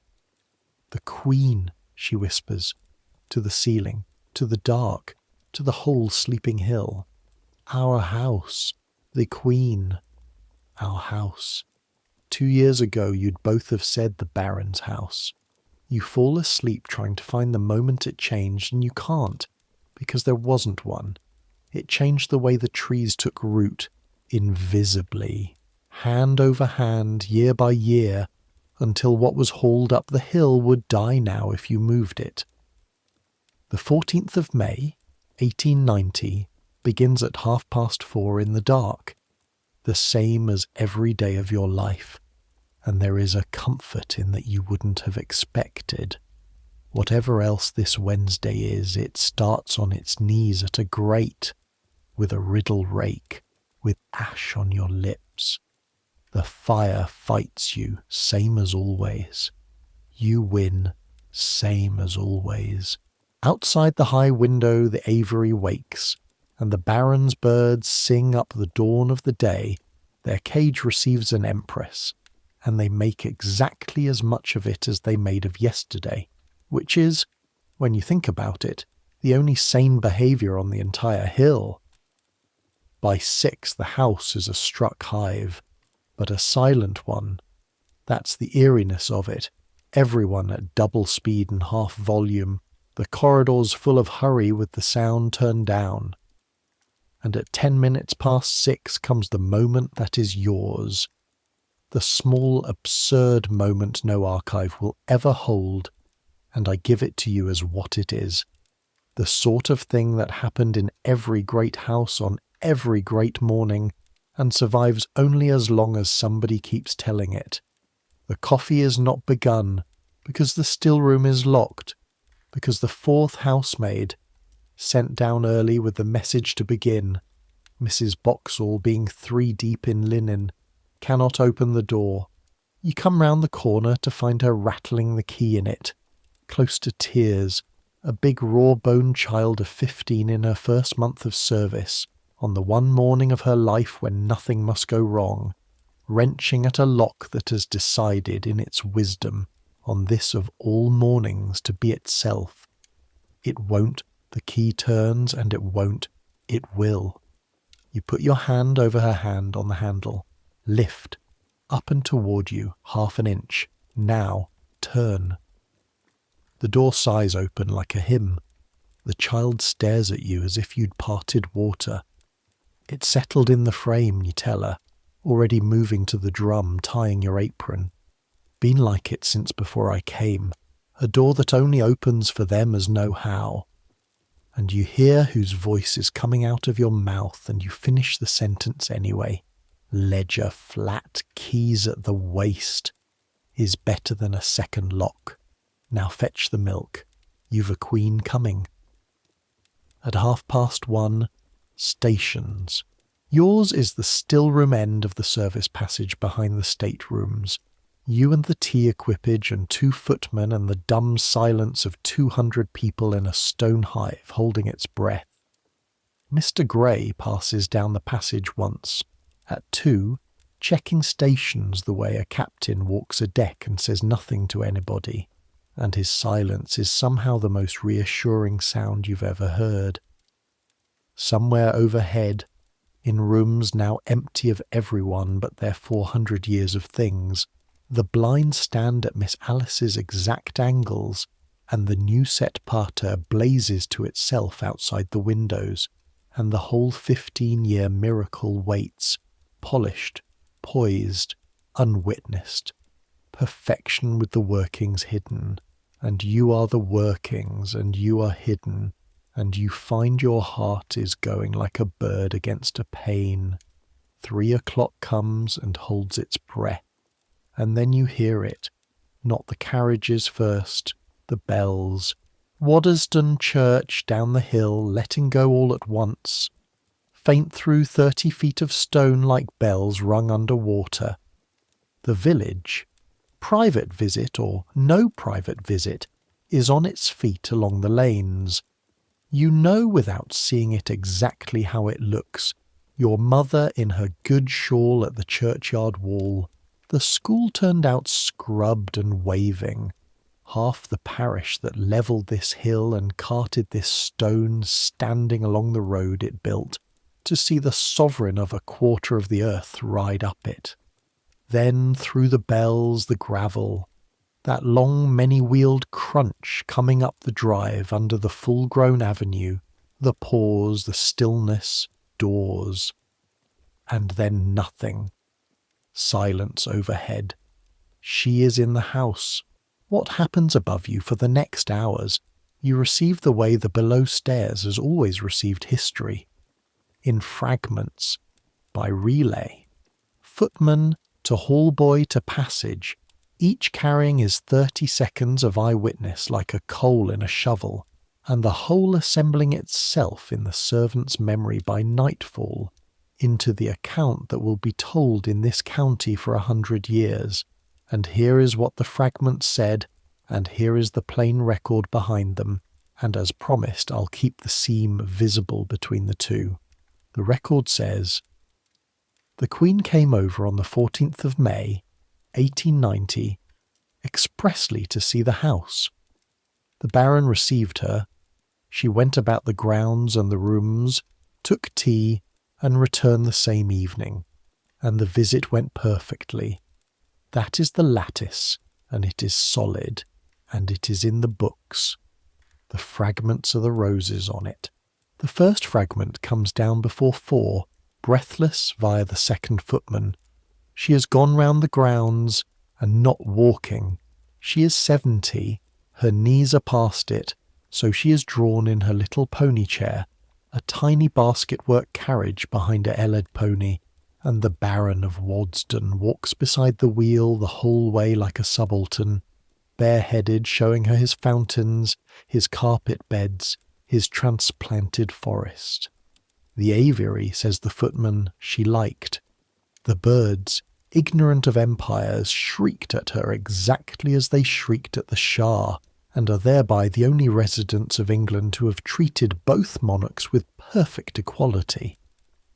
Down the passage, muffled, half the stations are biting their cheeks, and somewhere out on those lawns, this piece is pure below stairs, polish it as you find it. She asked how old the great limes were, meaning how long planted, and was told near enough, "Madam, the trees are older than the house," which is the one true riddle of Waddesdon, and you hope to this day that somebody told her the answer. Mares and drays and guy ropes and all. Then tea, and tea is yours. The equipage goes up at the appointed minute, you to the foot of the service stair, the footmen onward, and that is the frontier of your afternoon, and you do not cross it by a yard. And on the tray, among the silver and the sound Sèvres and Monsieur Alphonse's small perfections, ride 2 white jars with paper caps, tied and labelled in a copybook hand you would know anywhere, because it is your own.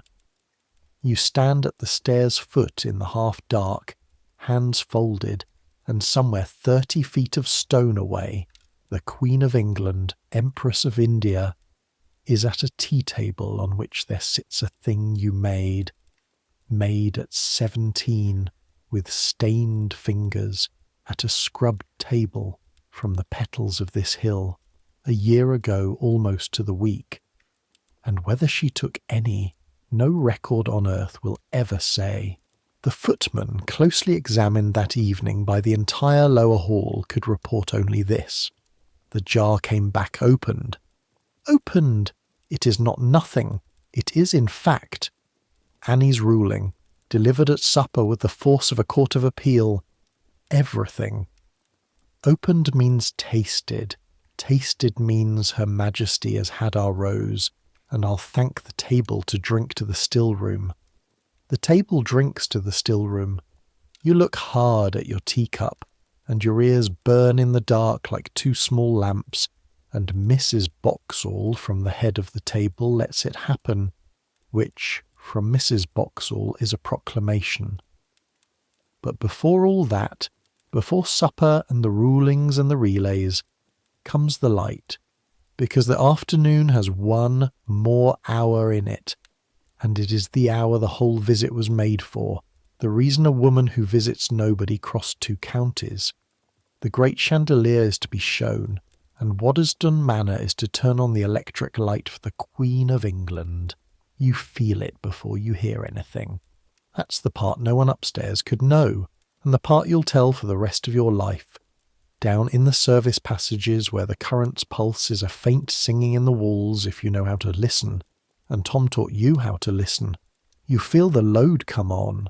The humble lamps on the service circuit breathe once, dim, recover, as somewhere above the great lustres wake, and 30 feet up, in rooms you polished blind, crystal you bathed in vinegar water, with your own hands is pouring out that white unbreathing noon over the gilt and the silk, and the small dry lady in black who has seen everything the century has to show her, seated under it, looking up. And then the passage lamps breathe again, dim, recover, and again, and again.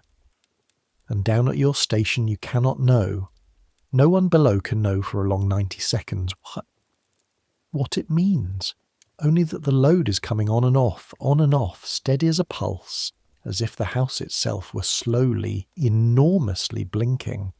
And in the engine room down the yards, Tom and his master stand over the dynamo watching the needles swing together and back, not knowing either, only holding the machine steady through it, feeding it, nursing it. Two men in the noise keeping the miracle alive while the miracle is switched on and off and on over their heads. It is the footman at the drawing-room door, his 30 seconds of history, his coal carried down the stairs at a run, who brings the passage the truth. And the truth is the crown of the whole year, and every teller below stairs gives it the same shape that night.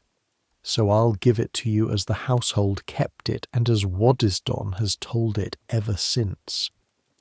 The Queen looked up at the electric chandelier and asked that it be turned off, and then on, and then, watching with that complete unhurried attention she brought to reviews of the fleet, off again, and on again, the room jumping from candleless noon to dusk and back at her word, the crystal blazing and dying and blazing, the whole great lattice of light obeying her like a drilled regiment.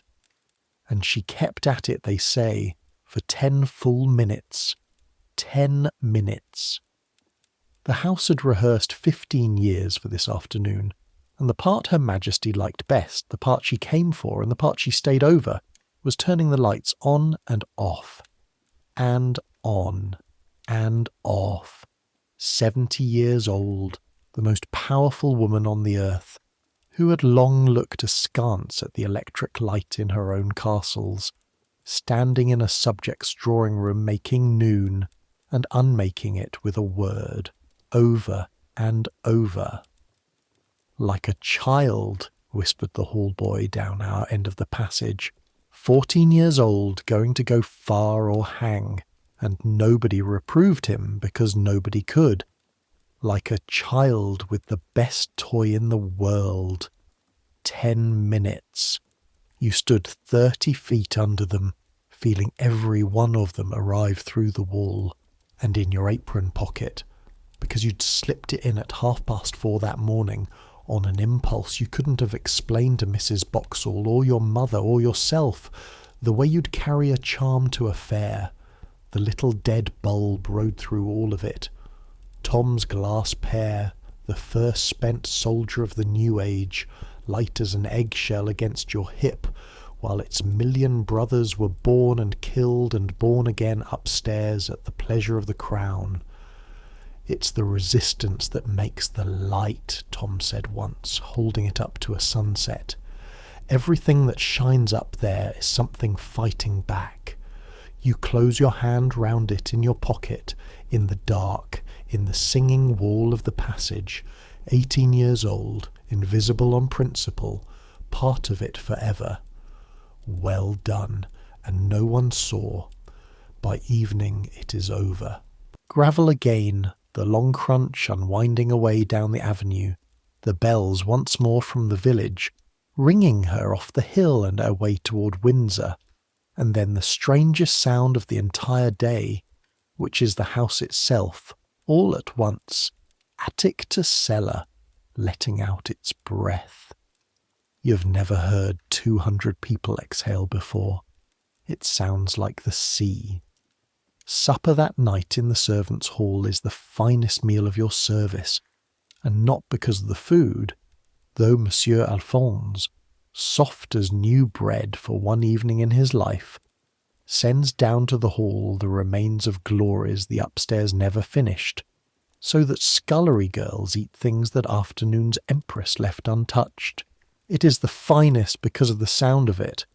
200 people who were silent all day now, all talking at once, every station's fragment traded and fitted. The whole day assembled out loud, passed round the table like a dish, the pony chair, the limes, the opened jar, the 10 minutes.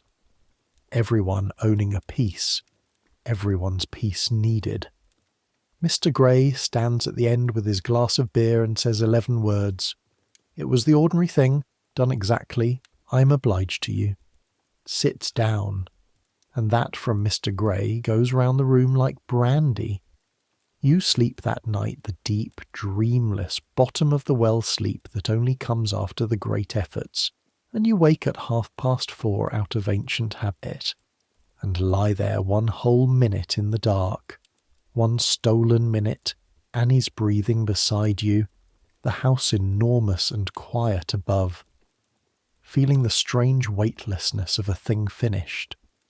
Then you get up, because the fire wants raking, queen or no queen. The grate doesn't know what happened yesterday. Grates never do. There is a comfort in that too. And then comes the long exhale of summer, and it is the gentlest season you will ever know on the hill.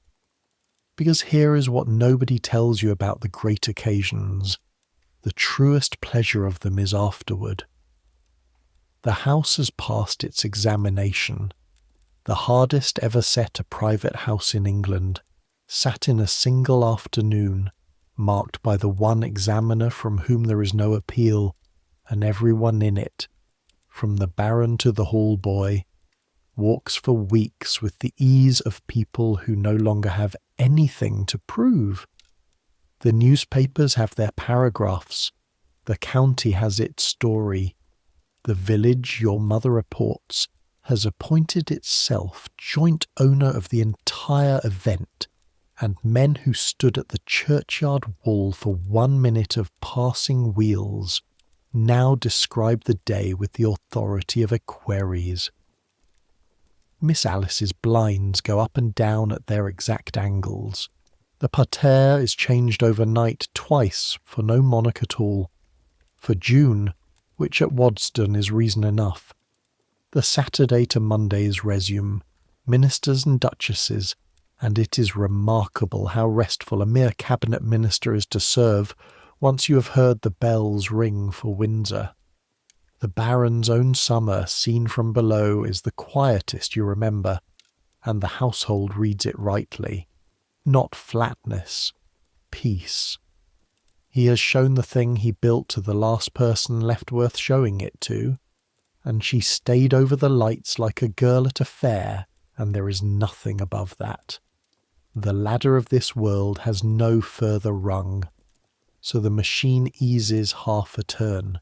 More evenings now with no party at all, and on those evenings he does the small circuit the maids all know and none ever mention. The aviary at dusk, the little dog at heel, the birds coming down to his stillness, then the length of the terrace, slow, while the veil goes blue below and the lamps come up in the villages like sparks in stubble.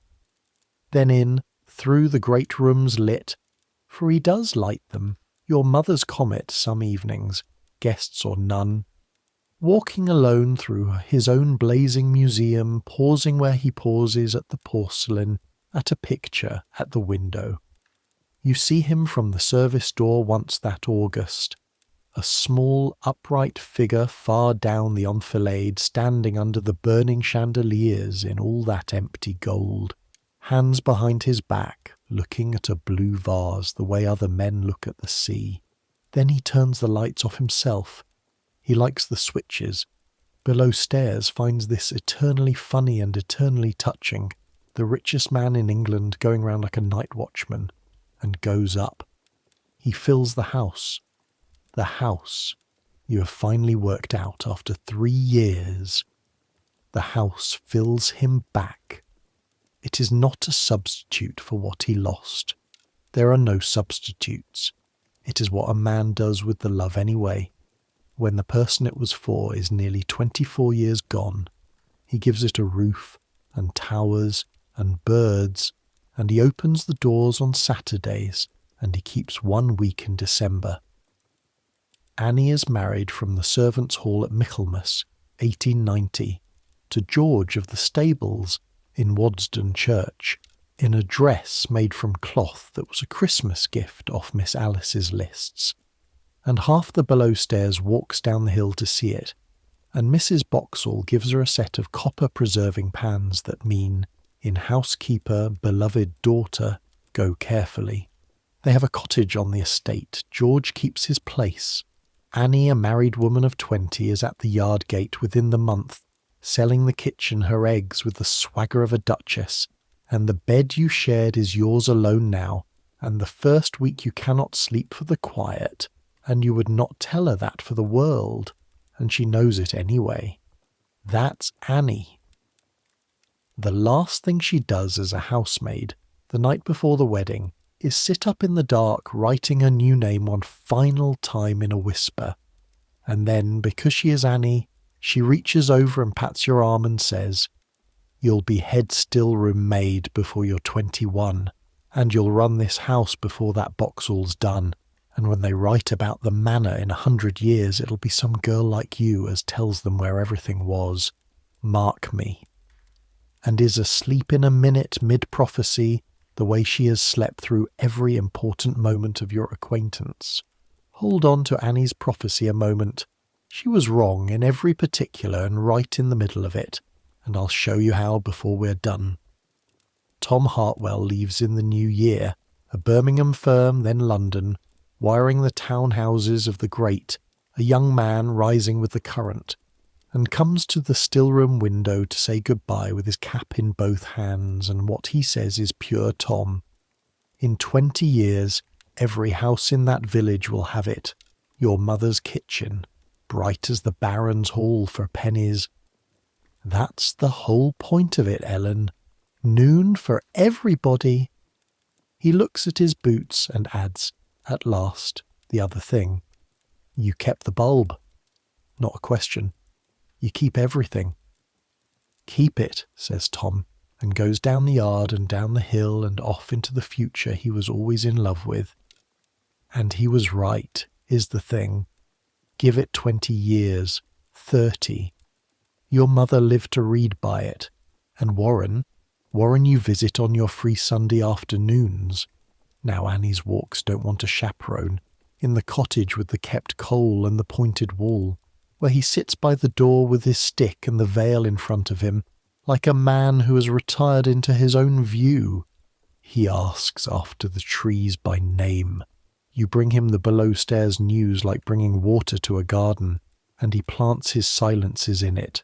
And once, only once, you tell him the whole 14th of May from underneath, the singing wall, the breathing lamps, the 10 minutes. Warren listens all the way through. Long silence, planted, growing. Then, 15 year to build her, 50 year of my hands in the ground round her, and the Queen of England come at last, and what took her fancy? The stick taps once, twice. You'd swear the old man's eyes have gone bright. Was the lights going off and on? He shakes his head slowly, delighted past speech at the whole of human nature, monarchs included. Well, she's flesh after all then. That's the kindest thing I've heard of her. And you sit together on the bench while the light goes long and gold across the vale. An old gardener and a young maid, two of the hundreds of pairs of hands the guests will never hear of, and the hill above you keeps its counsel, remembering everything, telling nothing, the way she does. The seasons come round again. April brings the roses. You stand at the long scrub table with a mountain of dark red petals, and this year it is you who says to the new girl, the raw-boned child of the locked door, grown a year steadier. Your hands are cool. You do the petals. You hear whose voice is coming out of your mouth. You no longer finish the thought with surprise. The conserve goes into its white jars, and the jars go to the shelf near the front, because that is where the best is kept now, by custom. And customs are only rules that somebody once did for the first time. Somewhere in the black pocketbook your name sits in 6 entries in an upright hand, and one of those entries has a queen in it. Learn to be thanked by the book. You have. It reads, you find, like being remembered. And here, with the roses in the pan and another spring going sweetly over the hill, is where we start letting go. Of the year, and then of the house, and then of the century slowly, the way you let go of a day at the end of it, but you deserve to know what became of it all, because all of it was real, and the record kept it, and the record is kind and sad in about the usual proportions. The Baron, and this is the one thing you standing in your still room cannot know, so let it be said softly, once, over your head, has 8 years left. He does not know it either. Nobody does. That is the mercy of years, that they come one at a time, and they are full years. The house parties go on, the prime ministers and the princes, the guest book filling. He goes on collecting. He can no more stop than the hill can stop growing grass. And he goes on giving. In these very years he is pouring money and care into hospitals in London, into the county, into the village. And by his will, in 1898, the last year of his life, he leaves to the British Museum the finest of his treasures, a whole glittering room of Renaissance goldsmith's work, the Waddesdon bequest, which sits in that museum to this day with his name on the door, so that anyone, any scullery girl's great-great-granddaughter with an afternoon free, can walk in off the London street and look at it for nothing. In 1897 he prints, privately for friends, a little book bound in red about the making of Waddesdon. The Red Book they call it, and the archive keeps it still. And in it he writes down the whole impossible story you have just lived through the back stairs of: the bare hill, the tramway, the Percheron mares walking his forest up the slope. And near the end of it he sets down in his own hand the sentence that tells you the shut piano and the December week were never your below-stairs imagining, a quiet, level, unflinching musing that a future generation may take other views, that the house and all its treasures may one day be scattered like leaves before the wind. He built the most solid thing in Buckinghamshire, and never once believed the world would let it stand. Hold that against what actually happened. We're nearly there. He dies in December, that December week, of all the weeks in the calendar, the same season that took his Evelina 32 years before, in 1898, at 59, at Waddesdon, in the house he filled.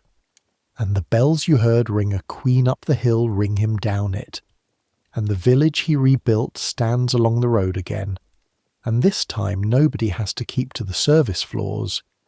And then the house does the thing he never quite let himself hope, which is, it stands. Miss Alice inherits. Of course, Miss Alice inherits. Who else in this world could be trusted with the blinds? And for 24 years she keeps it exactly as her brother left it.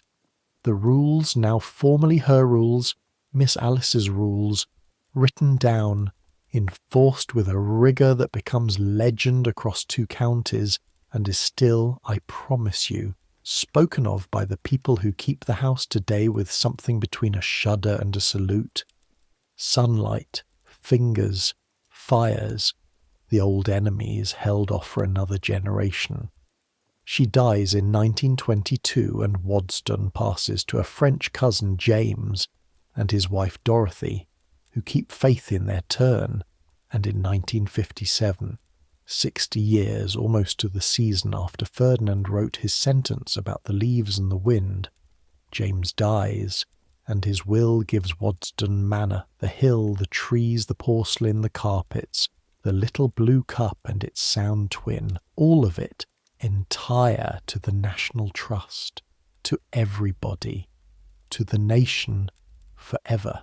The doors his footman held are propped open now all summer long, and the people who come up the drive in their hundreds of thousands are the great-great-grandchildren of the villagers who stood at the churchyard wall, and of the maids, and of the Queen's subjects generally, and they walk those rooms where nobody below stairs might be seen, walk them slowly in their raincoats, wondering aloud, and the blinds, you will be glad to hear, are still managed against the sun, by conservators now, with meters and gloves, keeping Miss Alice's law under a new name.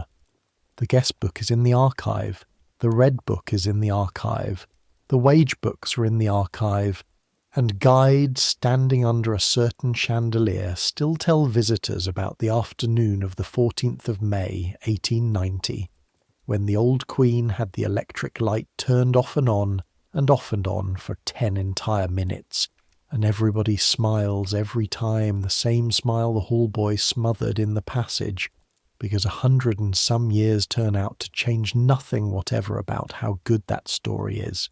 And Ellen? What became of Ellen? Here I keep the promise I made you at the door. There was no one Ellen, so there is no one answer, and I won't invent you a tidy one. No named cottage, no dated grave, no diary found in a trunk. You'd be right not to trust me if I tried. The girls who were Ellen are in the wage books and the census lines.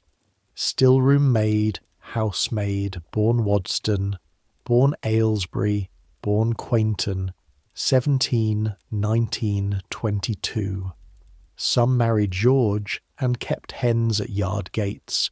Some rose and became the Mrs. Boxalls of other great houses, keys at their waists, catechisms on their lips. Some went to the towns where the electric light was coming on street by street, exactly as Tom promised. One way and another the century took them, gently or otherwise the way it took everyone, and history closed over them, whoever they were, and kept the house instead. That is what history does. It keeps the shell and lets the sea go. Except that it isn't quite so, because the house it kept is made of them.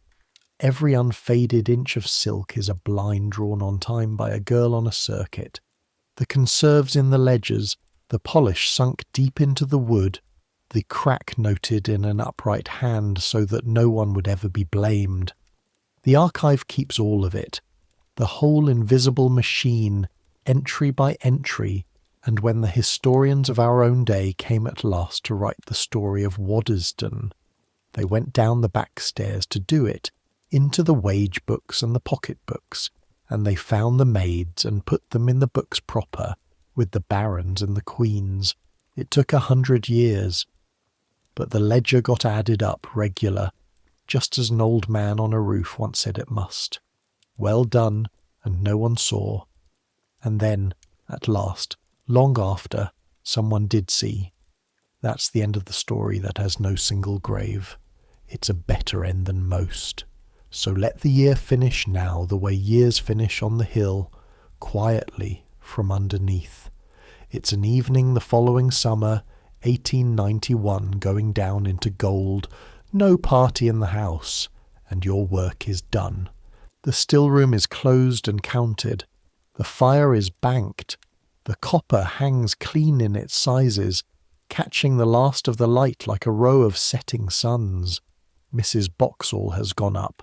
The new girl has gone up, and you take your 10 minutes. The 10 minutes that are yours by no rule and by immemorial custom. On the bench by the yard door, in the long warm dusk with the day going out of your arms and legs like tide off a beach, you can hear the house above you settling toward night, windows going dark one by one as he makes his night watchman's round of the switches. The last blackbird in the transplanted limes, singing out of a tree older than the towers it looks at. The aviary muttering itself to sleep in 11 languages. Down the hill the village lamps, small and orange and few, your mother's among them, sure as the North Star.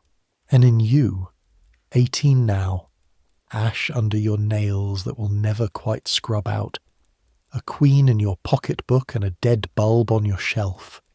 The day's ledger, adding itself up the way he taught you. The petals were done well. The new girl's hands are learning. The blinds were exact. No one saw any of it. It was all of it, seen. Then, up the back stairs, one candle, The same 86 steps your feet could count asleep, past the maid's doors, into the little room under the slates that is all yours now. The window is propped open to the summer dark, and the smell of the hill comes in.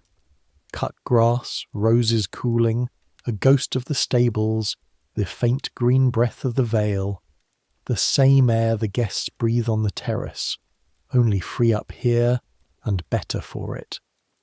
You wash your face in the basin, you untie the day, apron, cap, pins, and hang it on its nail, and you lie down at last in the bed that no longer has an Annie in it, under the counterpane your mother stitched, with the Bible and the hairpin tin, and the little glass pair standing their quiet watch on the shelf above your head. Listen, the house is doing what it does at this hour, the thing only its own people ever hear. It is ticking itself to sleep, hot water pipes cooling somewhere in the walls, tick, tick, slower and slower, a shutter settling, the long beams under the slates letting go of the day's sun, one soft creak at a time, like an old dog turning round before it lies down.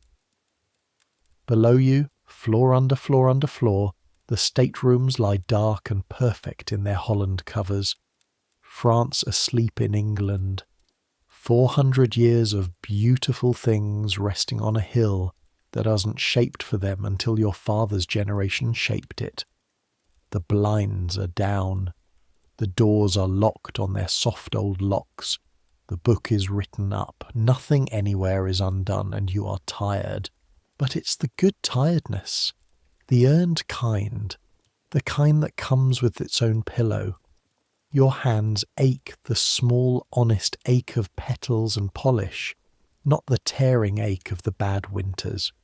Your feet have stopped complaining and gone straight to sleep ahead of you. Your back is unknotting itself slowly down the mattress, muscle by muscle, like a rope going slack. You're warm enough, fed enough, safe enough. You have a room of your own and a name in the book and a Queen's opened jar to your credit forever. And that's more than most souls in this county will ever have to show for 17. And it's enough. It's enough. It's enough. Tomorrow there will be the fire to rake and the ash on your lips and the door that opens for them as no how. Tomorrow there will be the coffee drum and the counted sugar and the blinds moving around the house against the sun, patient as a tide. Tomorrow the bells, the boots on stone, the whole vast, gentle machine turning over and beginning again. But that's tomorrow. Tomorrow can stand out there on the dark landing as long as it likes. It doesn't get in.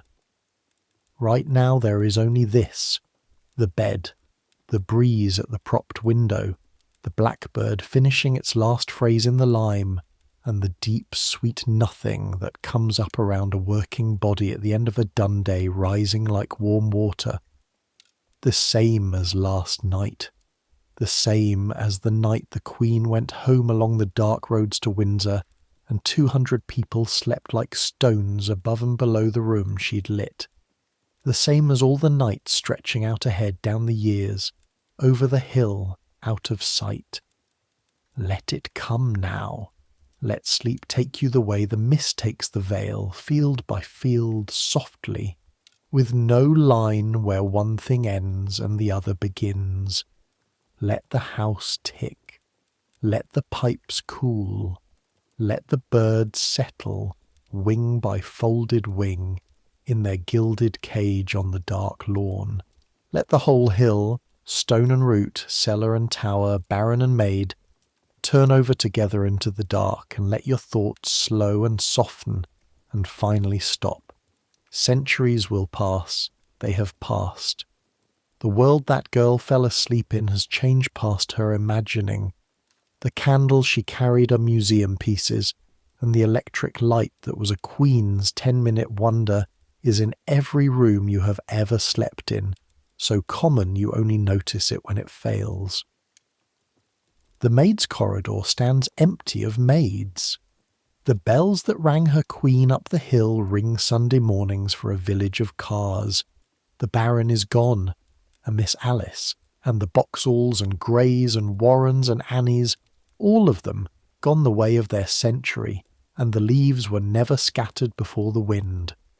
The house stands this very night on its hilltop in Buckinghamshire, dark and full of treasure, blinds down against tomorrow's sun, keys turned in the soft old locks, exactly as it stood when she climbed her 86 steps, kept now by the latest hands in the long relay of hands who count and polish and write things down in books so that no one is ever blamed and nothing is ever lost. But people still bank fires and set their work ready for morning. People still do fine things well in rooms nobody enters, and add them up at night in ledgers no one else will read. People still stand at the seam between one world and another. Every one of us does, all our lives. It's called a day.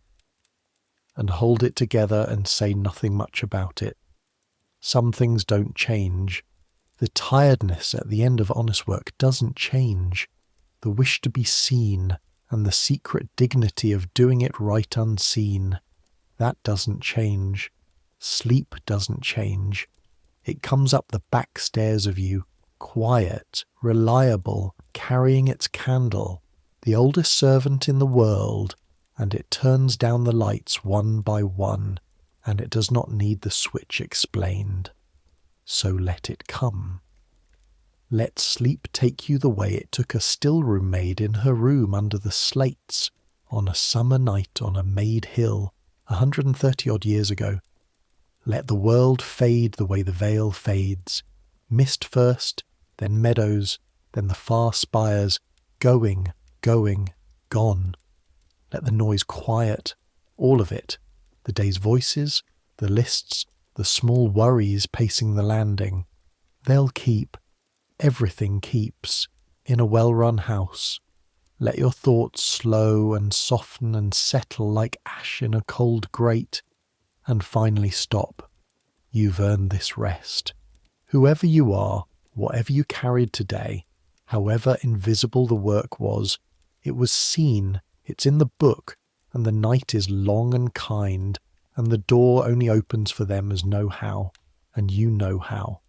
So take it, take the rest, and dream of whatever dreams may come, lit windows on a far hill, birds in a golden cage, a queen laughing in the light going on and off, a girl asleep above it all with a glass pear on the shelf, shining faintly, like something that has stopped fighting and is at peace.